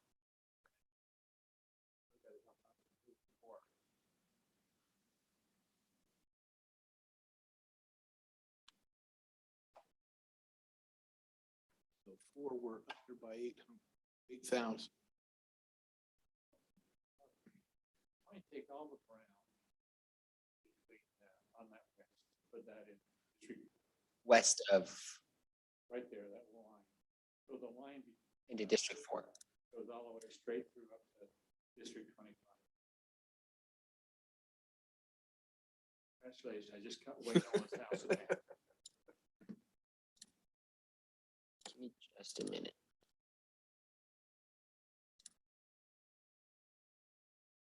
That's not what I wanted.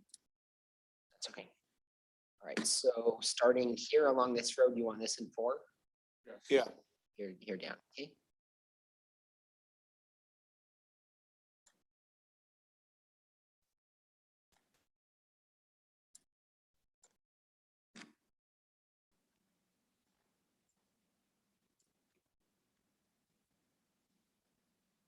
Okay, so that looks like District 4, 15,000 over now. We don't want that many, yeah? What does it do to 26? To 26, it looks like you're now 14,000 under. 14 out of 1. Just do it, yeah. Do it. Yeah, can't you just solve that for us? Do you want to try taking this slice right here? Along those 2 highways? Back into District 26, okay?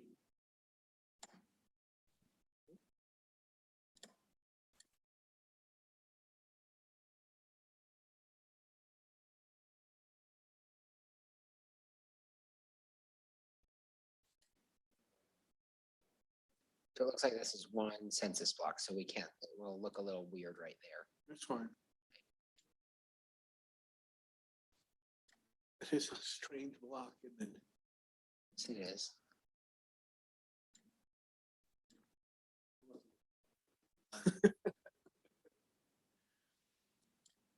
That is one of the things when you travel, you see how great the inspiration was to have these nice wide streets, north and south, easy to navigate. Okay, so it looks like that still puts District 26, 11,000 under, and in District 4, you're looking at 11,000 over still. Okay. So let's keep going to the west there. Down along, Just along that Ron Wood Memorial street line. gotcha, okay.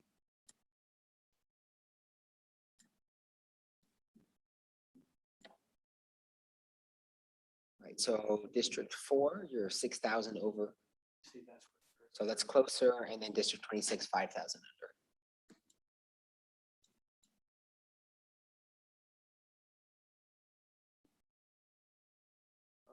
Let's go up north. Okay. Yeah, over to, what is that? 5,600 west?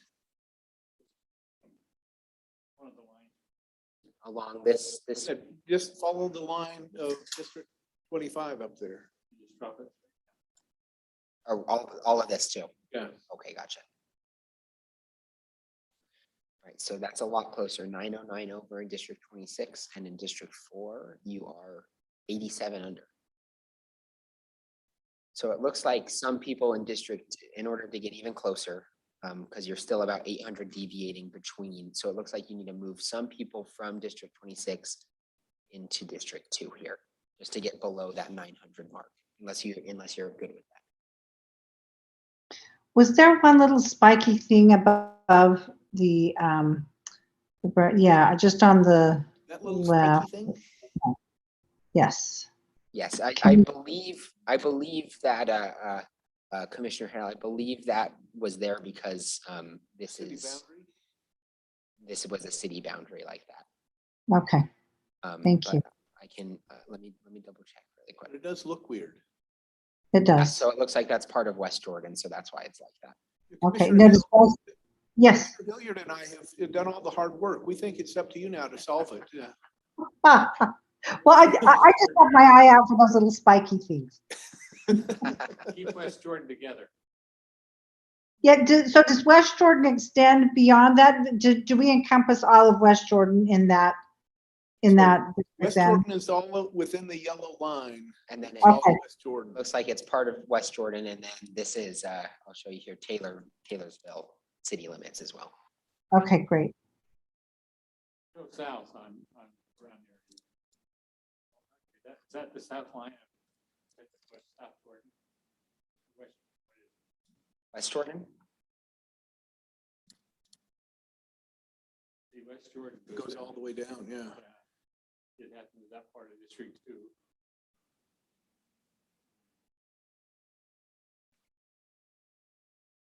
Doing one district is easy. You have to put them all together. So all of the numbers look good except District 26 is 900 over, District 2 is 800. You want us to lose 900 people out of District 26. It's ideally, put them in District 2, because that's the district that needs people. Well, that means it's got to be contiguous. I was going to say, what if we did this little corner here? But if you want them over in District 2, we're going to have to pick up some of this. So the Utah Youth Sports Complex, my guess is not a lot of people living there. Okay, yeah, we can try that. So, but if we were to capture that little triangle there, move it over to 2 as well. So it looks like that sports center is one whole census block, so it would all have to go. Okay. And then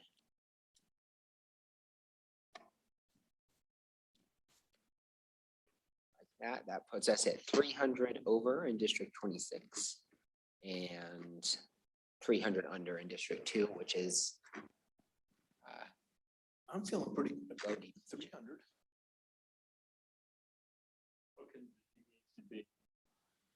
Let me check that chart here in the Senate. The legal, what can it legally be? This is all what 2010 figures, isn't it? Yeah. Yes, so yeah, no, that's a very true point. But if I can look at the graph with the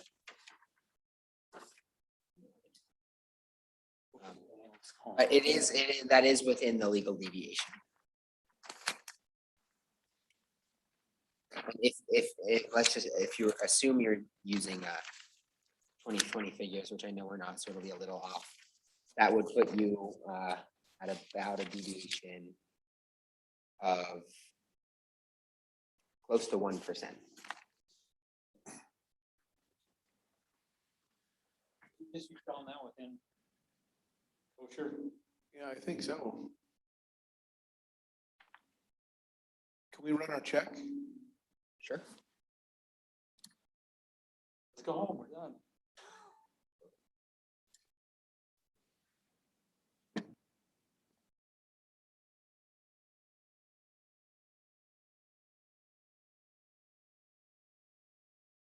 That's what it looks like. Okay, we have somebody not checked. Now I can see really the advantage of legislation. I can get my representative. I can say now, wait a minute, this is the refugees, whatever, this area where. Yeah. Okay, so District 1, that's outside of our scope. Yeah, so it looks like there's just little pieces. Somewhere they are supposed to be.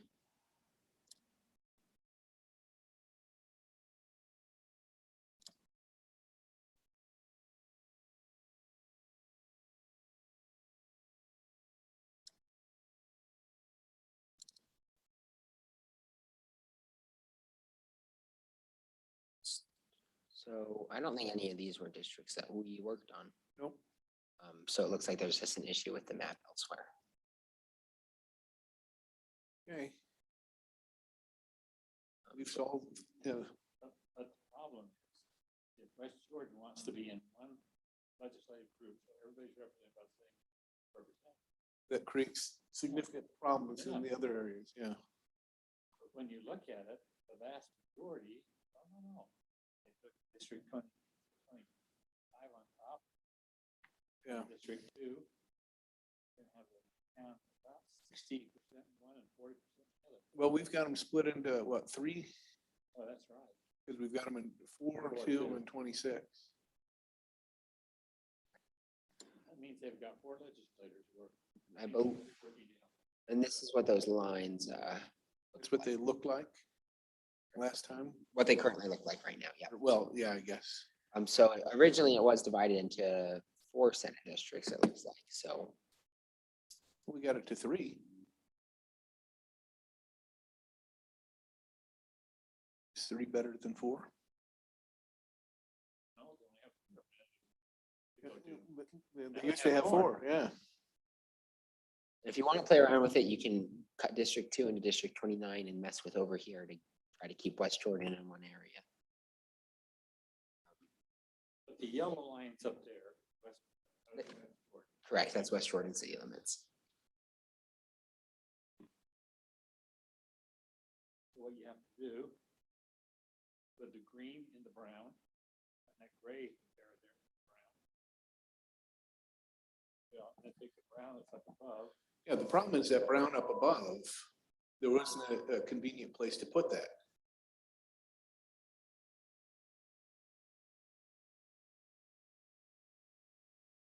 Essentially, if we want to keep West Jordan together, we're going to have to, monkey with the other districts around it. If we do, we'd have to take the brown in District 25 and take the green area, District 2, and put that in 26. Gray area, or put that in. Yeah. West Jordan. I want to try to put it in just to 2 districts for now. Like, for instance, if I set all of this, this gray area right here into District 4, and then you could mess with it. That's all easy to do. So if you want me to put a certain part of West Jordan into a certain district, let me know.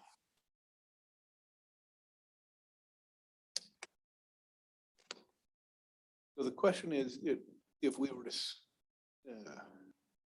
grab that portion of District 2 that's in the West Jordan boundaries, Okay. what would we have to grab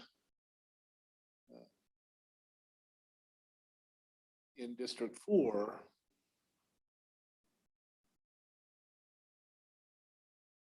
Whatever that population is, we've got to make that up somewhere. Right. Do you want me to try moving this part into District 4? Sure. I mean, the rest of the folks haven't come back yet, so. You're gonna try to hold West Jordan. You're gonna take that gray in District 4 and put it in the brown. So take that, put it in 24. Go up there in 25 and take all that out. 6 and put it back in 20. Okay, so that's just being, looks like.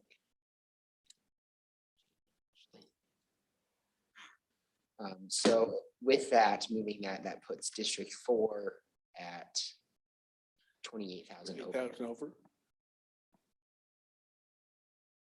And it puts District 2 at 29,000 under.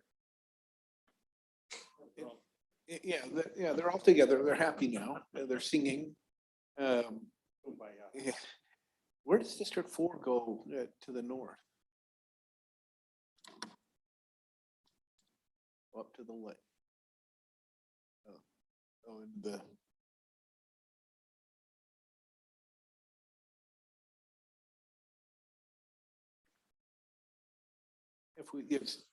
If we get rid of something out of District 4, it's got to go back into, what was that, District 2? Correct, right, because now this is under the same amount this is over.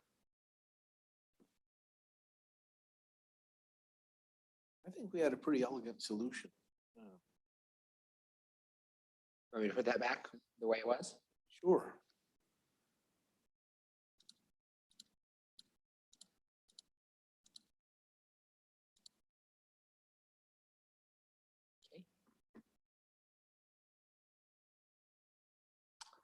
So now, oop, I went too far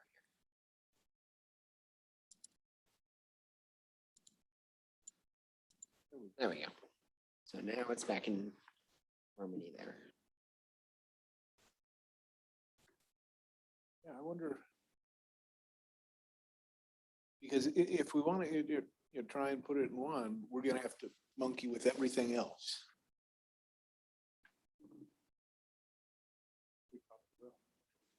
Well, yeah. Or not. Yeah.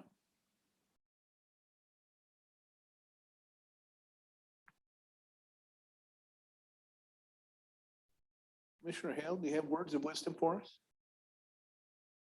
Aaron, it's up to you. Oh, I think you two have been doing quite well. I have to say it is a little difficult from my perspective right here. I imagine that screen is not very big, is it? No, it's not. No, I think you two have done well.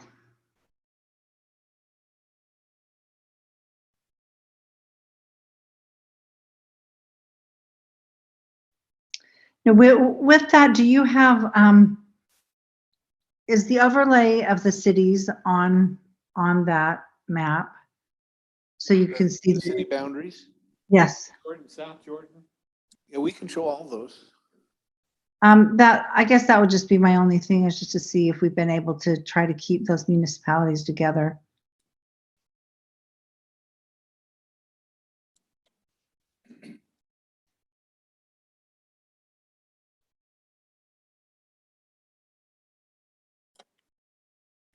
All right, so those are the cities. I know it's not like great to see, but those white lines are the city limits.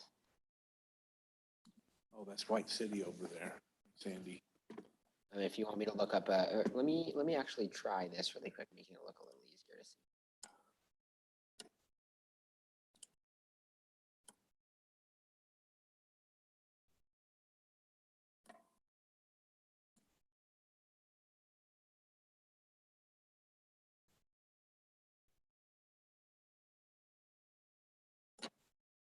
Okay, I'm seeing them now. Okay, so those are the cities. So this is Taylorsville, you have West Jordan right here, South Jordan here. So South Jordan is largely in the same district, right? It's down in District 2. Correct, yeah. It's other than this little chunk right here, it's in the same district. Oh, wow. We did a marvelous job on South Jordan. Corners, north. They've got to cooperate with those folks from West Jordan.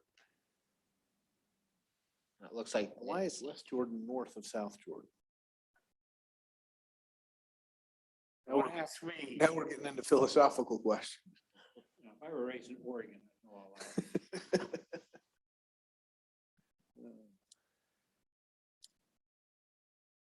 Very quickly in the legislature, Salt Lake City, Salt Lake County, and the rest of the world. And everybody else.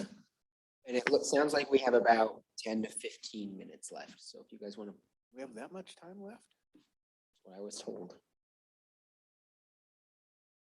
Well, I think we've solved this problem, and we could put our little room on break. But still, I understand the color, the line's right.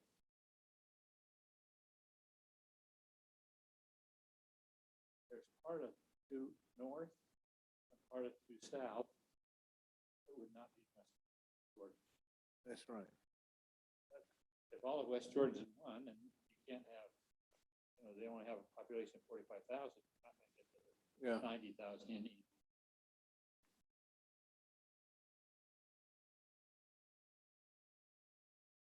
I look at this just as learning the principle, because again, when the figures come, It's going to be a whole new world. Yeah. Yeah, I'd feel a lot better if we had somebody from West Valley, West Jordan Yeah. in here and looking at this and say, now you need to understand, this line does this and this line's here. Here's an area that. It reminds me of back when I had lived in Georgia, we used to do some work on helping cities decide if it would make sense to merge or some economies of scales and stuff. And one of the things we learned very quickly is you had to understand the high school boundaries. Because if you merged the wrong two schools, you weren't going to get any community support for it. And I think that's the kind of issue that you're getting at. We want to understand these communities, and that's why it's so important for us, to get that feedback.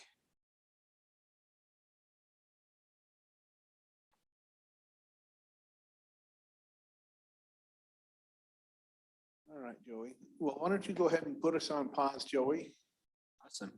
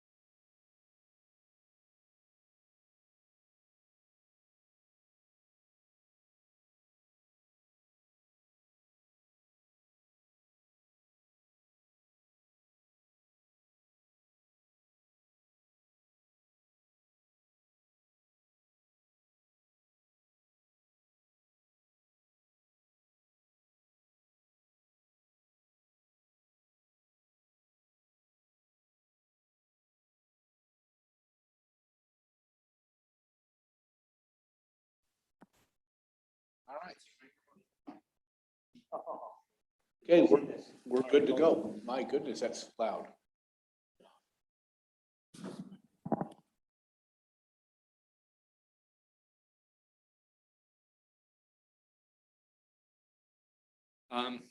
So one of us is burning the candle both ends. I told Riverton, we were on their agenda for 6 o'clock. So they got rid of you guys. I was going to go in there and be part of the meeting. They're running behind, and so they just put me on. But I'll go in there in a minute. What did you guys think of that? Was that valuable? Seeing the districts, is that helpful? I don't know if that exercise gave you any insight. I thought it was very helpful because as we fixed one, it messed everything else up. Okay, well, good. But it just shows that Commissioner Bishop is quite the prophet. He foretold this problem. Yeah. Well, we just decided screw South. The only option. Okay, well, good. Areas of interest, South Jordan and over. I think next, we've done the congressional, we've done the House, and we've done the Senate. Now I think we're going to do school district next week because you learned everything you need to know about it this week. So we felt that would be only 15 districts. You guys are experts. It shouldn't be a problem. I just wanted to go over a couple items. You want to bring up the slide? So we have a couple more presentations by some of the interns, just briefly of what's going on. But I also wanted to make you aware that we have a press conference on the 16th. That's the date the data releases. It's going to be here. You're invited to come. We have a number of prominent mayors. We have some political leaders. We have some sports folks and the media here. The issue is just to bring knowledge of this to the public, that they should be interested in trying to get information about districting. We're going to have cake, so you're more than welcome for that part of it too. When you have that, I think this sheet would be really helpful for them to see within their county that they're going to lose some, they're going to gain some. The lines are going to have to shift. Yeah, we're going to have a lot of information available for them, and they're going to understand that. So,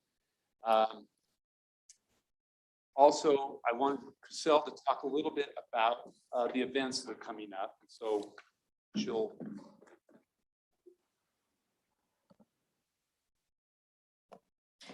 Okay.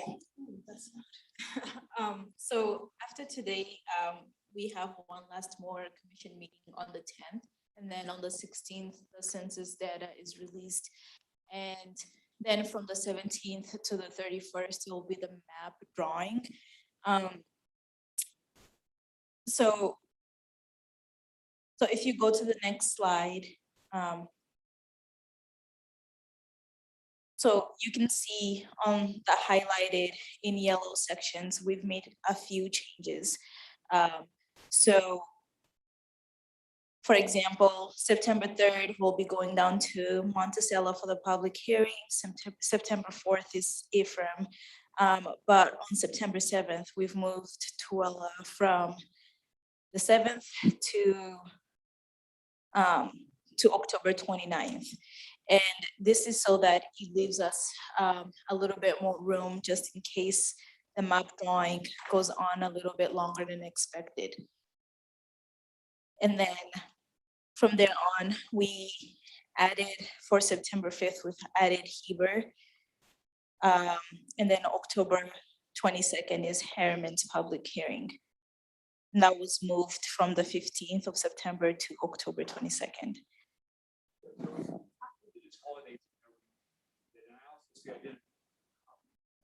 Exactly as I should have. So one of the reasons we moved Harriman up to or Heber up to the 4th is we will be in Heber. That's their fairs, those from the 3rd to the 7th. So we moved them so we would be there with our pavilion, but also for the hearing. And then we moved. The intent was to move Ephraim to the 25th, and then the 7th and 15th are Jewish holidays, so we moved off of those dates, and we felt that would also be better, like Cassell said, to give us a little more time to free up September. Did we give up on Roosevelt? So that was so close to the 2 counties. Duchesne is still on there. It's for September. You're saying you wanted to go to Roosevelt or? Yeah, I thought we talked about going to Rose. Oh, okay, that's right. We did not change that. We need to fix that. Okay. And one other, oh, go ahead. Well, I'm confused about October 9th, Tooele. I thought you said you changed Tooele to another date. Are we in Tooele on the 9th of October? It used to be September 7th. We were going to do September 7th. We moved it to October 9th. Okay, and will we be emailed this for Ryan's version? Yeah, so what we want to do is we're showing you this tonight. And the next week, we're going to want you to adopt it, the modification. Can you Oh, email this to us now, though? But yeah, I'll email it. email it, that way people can get it on their calendars. The one of the things is Provo's asked if they could be a site of a hearing as well. We have. I thought the 11th was the home game. No, the game's on the 10th, on Friday night. Yeah, we did not mess with the game night, if that's what you're asking. It's Friday night, the 10th. Oh, I thought the game was on the 11th. Oh, it's on the 10th. Is it the night or during the day? Night, 7:30. It's good to have you here. So we'll be adjusting Logan. Yeah. And I also wanted to tell you that we just have one public hearing in Utah County, and that was in Saratoga Springs. Provo was asked to be on the list for public hearings. So we wanted to see if you were, we have several in Salt Lake City being one of the largest, but the next largest is Utah County, and it's up and coming. So it may be worthwhile to add one more there. Okay, I'm hearing for us to do that. One other question, is the Layton on September? So we want I to, understand it's the BYU Utah football game in Provo. So you want to have that, I think, in the afternoon because the game's at night, I think. Okay. Are you suggesting having switch Logan and Layton days? Layton is Friday night game. I thought we had with Twillem. That's,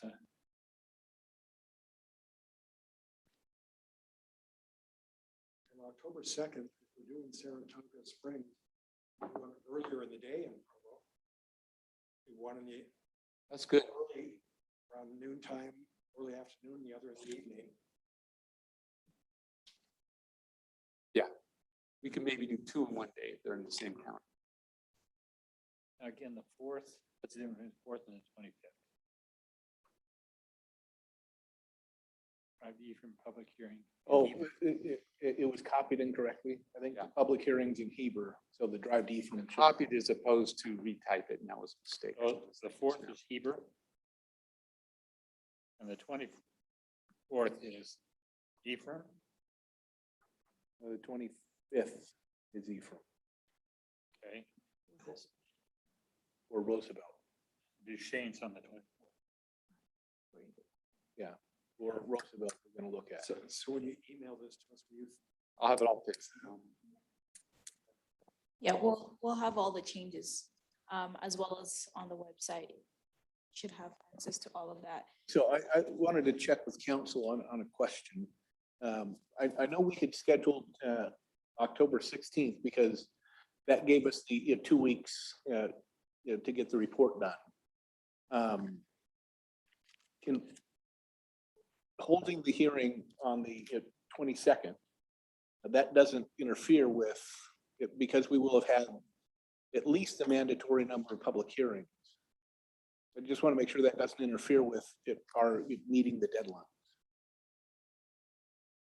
No, I don't believe it interferes with any of the deadlines. What it doesn't do is give you any extra time that 14th day because it's the 14-day would cut off the hard cap at November 1st. And so the report would still be due on November 1st in the maps.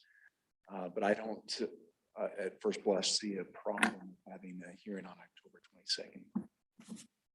Okay. I guess I have a request. These are the public hearings. Our meetings run out. Can we put them all in one master calendar and get it to us? Yeah, So I can keep my calendar straight. 'Cause I'm already mixing things up. yeah, we'll add all the changes that, Hold on, so. and we'll put them all on one calendar. But, Joy, if you go to the next slide. So we are still tabling. Last week we were in Moab. Things went, sorry, we were in Price. Things went very well. We had a lot of people stop by our booth and they gave some really great comments. There are many people who felt like their voices were just being drowned out in Moab. And so they were excited to see, in Price, they were excited to see us tabling there and getting their comments. So today we were supposed to have to go down to Salt Lake for Groove in the Grove, but that was canceled. This week, we've also added the Greater Avenue Community Council meeting, which I believe Gordon will be attending. That's tomorrow. And then we have a couple of events going on this week as well. So you go to the next slide. Everything that's highlighted in yellow are other events that we've just added already. We added going to downtown Salt Lake, attending the downtown Salt Lake Community Council. The Silicon Slopes presentation was moved to August 18th. And then we have the SLC Rotary Club meeting in Lehigh. And of course, the Wasatch Hollow Community Council down in Salt Lake. And then the Cache Valley Fair in Logan. That's August. Well, to the 14th. Not September. Oh, not September. Okay, we can make that change as well. Oh, and you know what, just one thing too, in August, on the 19th, I believe it's the Sugar House Rotary Club in Salt Lake City. Instead of the Salt Lake Rotary Club, it's Sugar House Rotary Club. Okay. Thank you. And then Commissioner Bishop does want to point out that the Brigham City Peach Days are likely not in Hurricane. That makes sense. But you know, you never know. It could be an extension, a franchise. Sort of like the Utah Bar meeting in Idaho. Yeah. No wonder you're having trouble with redistricting. Okay, so we'll make sure that you all have the updated calendar with all the events and changes that we've created. If you have any questions or anything that we need to add, please just let me know and we'll make that change. As you, so if you keep these special events on a different calendar, different page, I know which ones I need. Yeah, I will go to my people. Okay, that sounds like a good idea. It'll be good to know that once we get the data, you saw on that first slide, it showed a couple of meetings, the data delivered. Once the data is ready to start mapping, we'll want to schedule your time very rigorously, even during the day for that, but we'll work on that. If you did that sooner rather than later, even just propose dates. Okay. Be good. So that All right. We'll put a tentative plan based upon the delivery date of the 16th, and then we'll modify it as we wait for the right time for when it starts.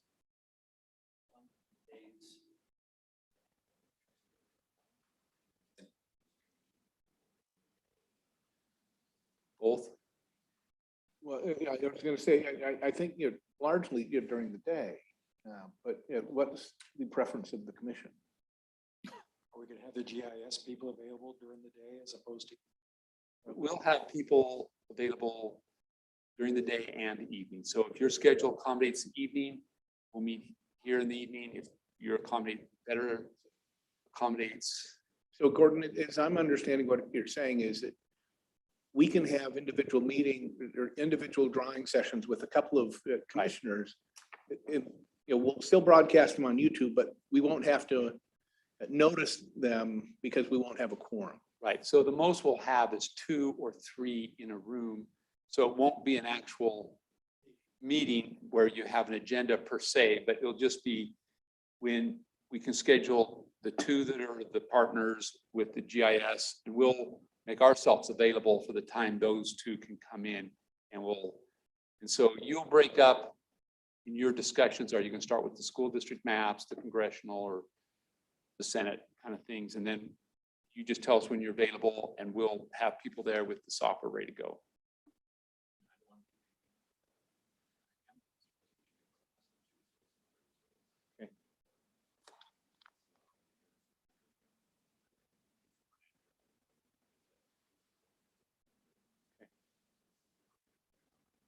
It doesn't take any time to get here from Logan, yeah. No, and maybe what we need to do is maybe if you could tell us a few things about your schedule, then we'll leave your class alone. Need a future educated group of young people, so I'm not gonna mess with that, but we ought to try to accommodate that.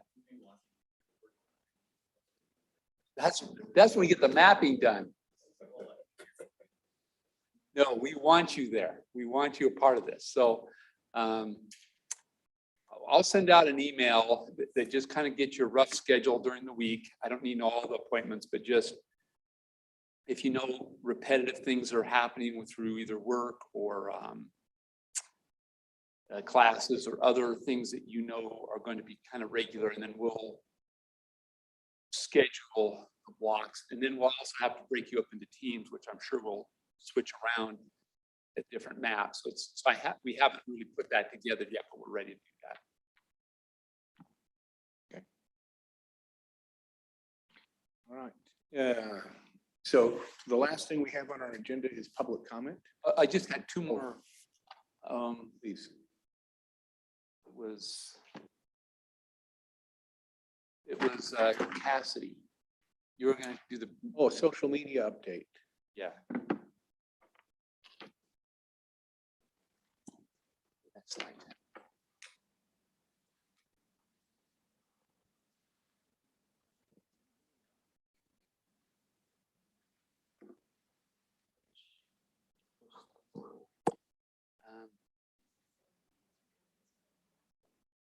It looks like you read.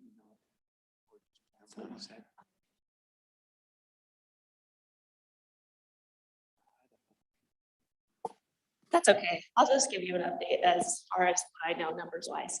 So the good news is a lot of our social media profiles are receiving way more views than they were last week. I'm sorry, if you hold that just a little further away, won't echo, I think. How's this? Much better. Okay, it's hard to know. I will learn.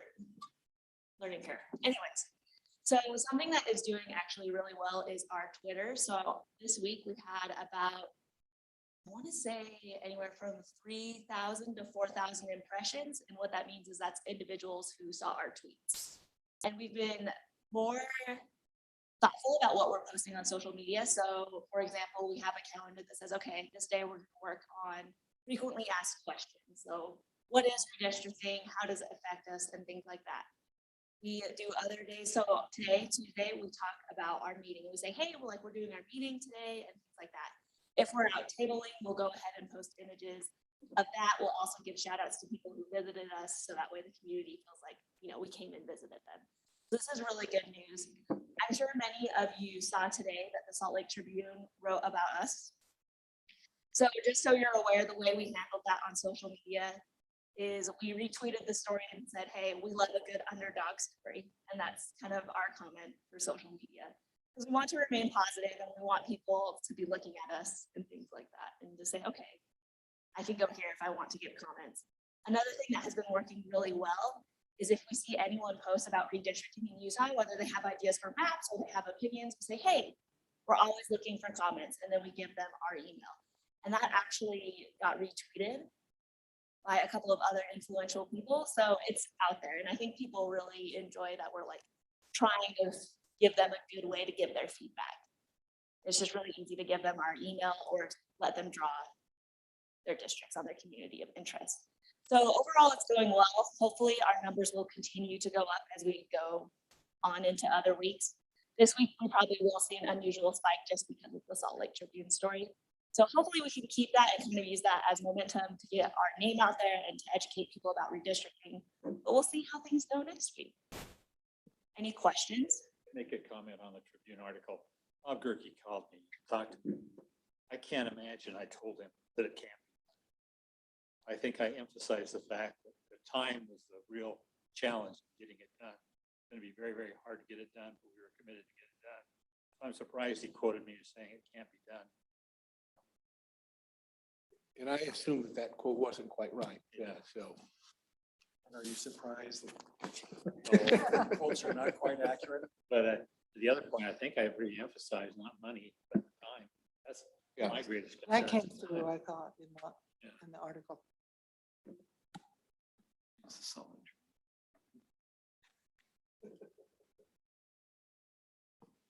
Well, if anything, us as a group of interns have adopted Squad of Interns as our official name, as we are referred to as that in the article. So that's been kind of fun for us. That's all I have for social media.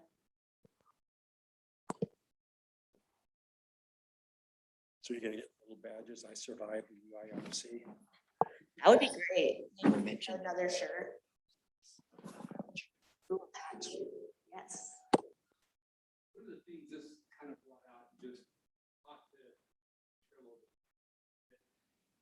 Value getting maps out sooner than later, because you find out critical issues that you may not be aware of. The public is good about letting you know when you screw up. And so there's a process of learning how to do this right. And so getting maps out in front of them and letting the public also give us maps that we push out will also give us great input. So we don't have to have every dart as we kind of go through this process. We can learn from some of the things that are coming through. So we may have maps other people do that we can show, yeah. What's the rule? We don't say this is the final. No, that's right. As we put maps out, let's make sure to put a date on it, date printed. And version 1, version 2, version 3, et cetera, or supersedes previous map. And let's get a disclaimer in there too. These are not final maps. These all have draft. The stamp I always liked was for entertainment only. So we'll make sure that they have something that allows people to know that this is a fluid process and public comment is important. So your comments of keeping it chronological is critical, but also getting other people's maps out there will also teach us things about communities that will help us.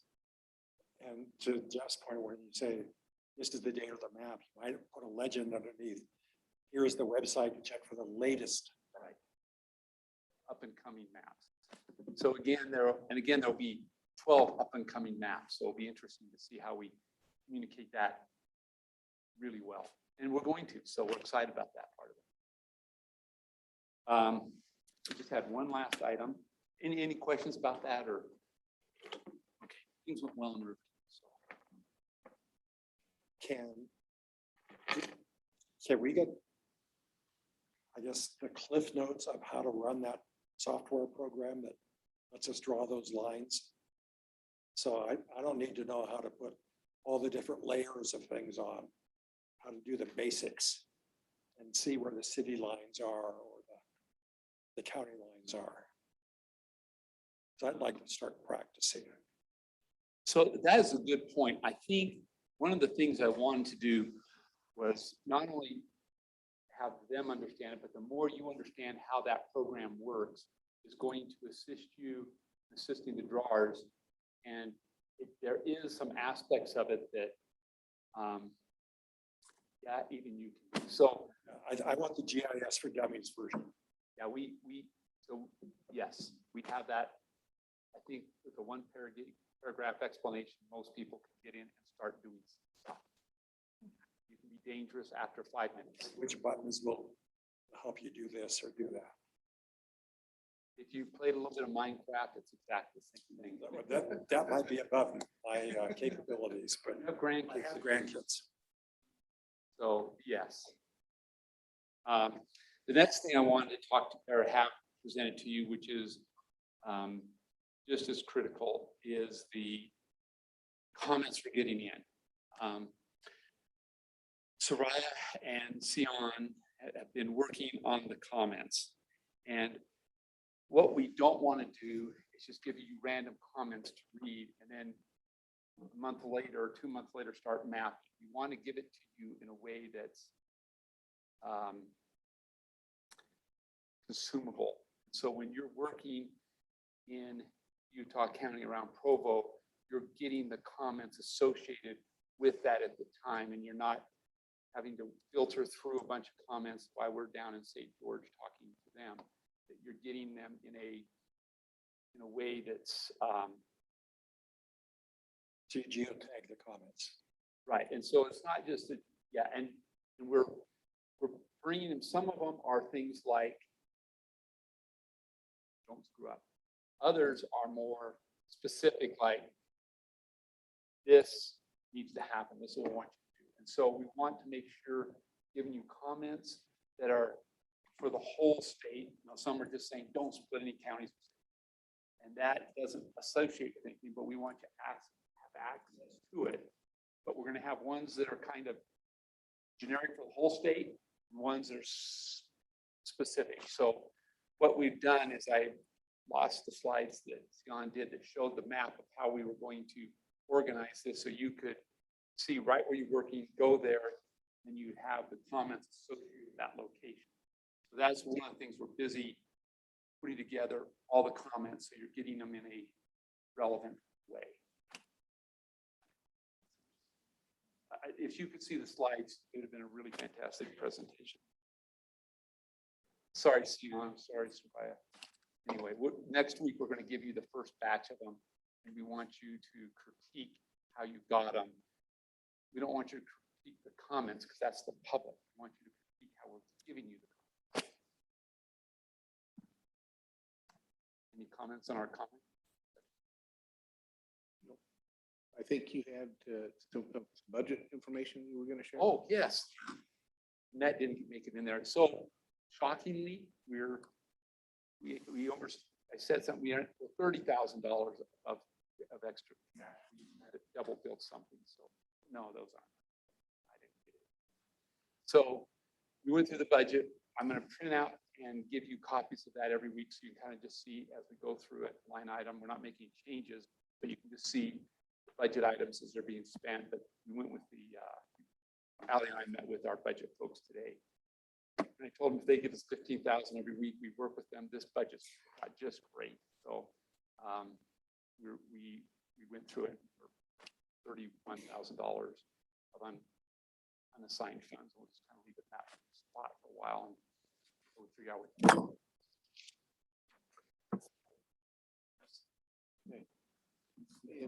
And, Joey, did we have any public comments online? No. Not see any. Do you know how many people have listened into the meeting? 14 cops. More than last time. Last time was 11, I think. Not really. I think we're at 13 last time. I wonder how many are being paid to listen to us. Commissioner Baker, please. Yes.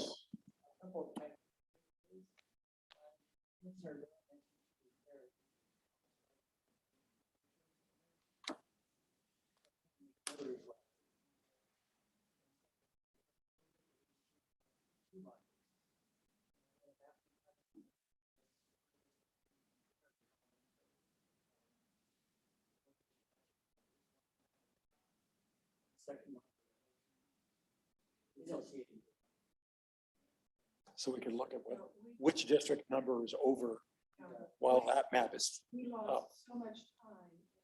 going back and forth. Our expert having to go up or down and check every time. District and working with the desktop monitor, we had just regular.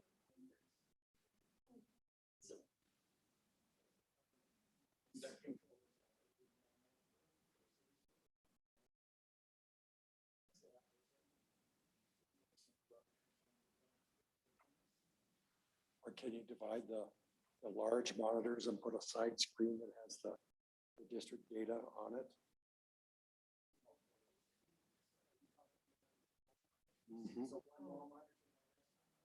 Or just one wall monitor, but have a side panel on that. It's dedicated just numbers for the district over or under our targets. We're using a smaller desktop. Very effective compared to dealing at a distance. See, I like the big ones because I can go up and touch, Oh, okay. do this So, and do yeah. that.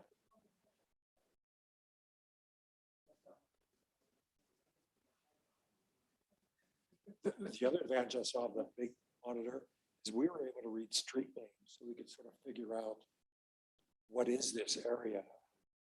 Commissioner Bishop pointed out that this area had nothing there. Those are the mountains. It made no sense to have the district on both sides of that mountain. It was having, yes, it was having a big monitor that we could read street names and say, this is that.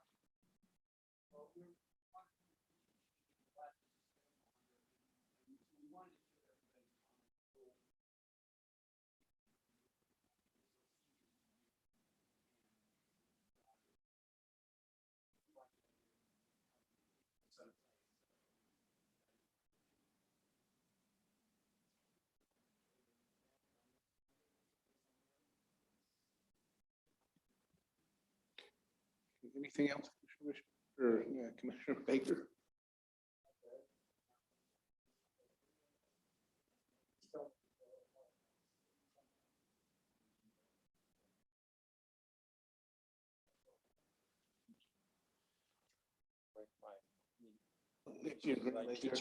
Okay, See if that, works. Any? Yeah, baton, yeah. All right, any other comments from the audience? Okay. Anything else from any member of the commission? Not hearing any, do we have a motion? I'm sorry, I just thought of one more thing that would help. And not even for the computer, but if we had maps that showed detail on the communities, so we knew where all the boundaries were, the freeways, names of the town. It's very hard to get oriented on the screen, especially when all you see are district numbers. And I mean, it would just be so educational for me making decisions about what the lines if I knew what we were cutting through or preserving. I don't know if that's feasible. Yes. Yeah.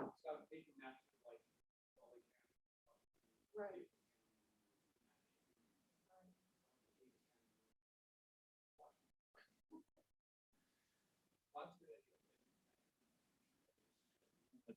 Well, I wish my Utah geography were better, and it's not bad.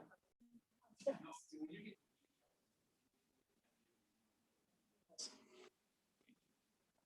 Anything else? Now I'll entertain your motion. Yeah. All right, we have a motion to adjourn, and so we'll call the meeting. Thank you very much. Thank you, everyone. I want Lyle to tell me how Rex Black's old district ended up in Willow. Willow was District 2. That was always Rex Black.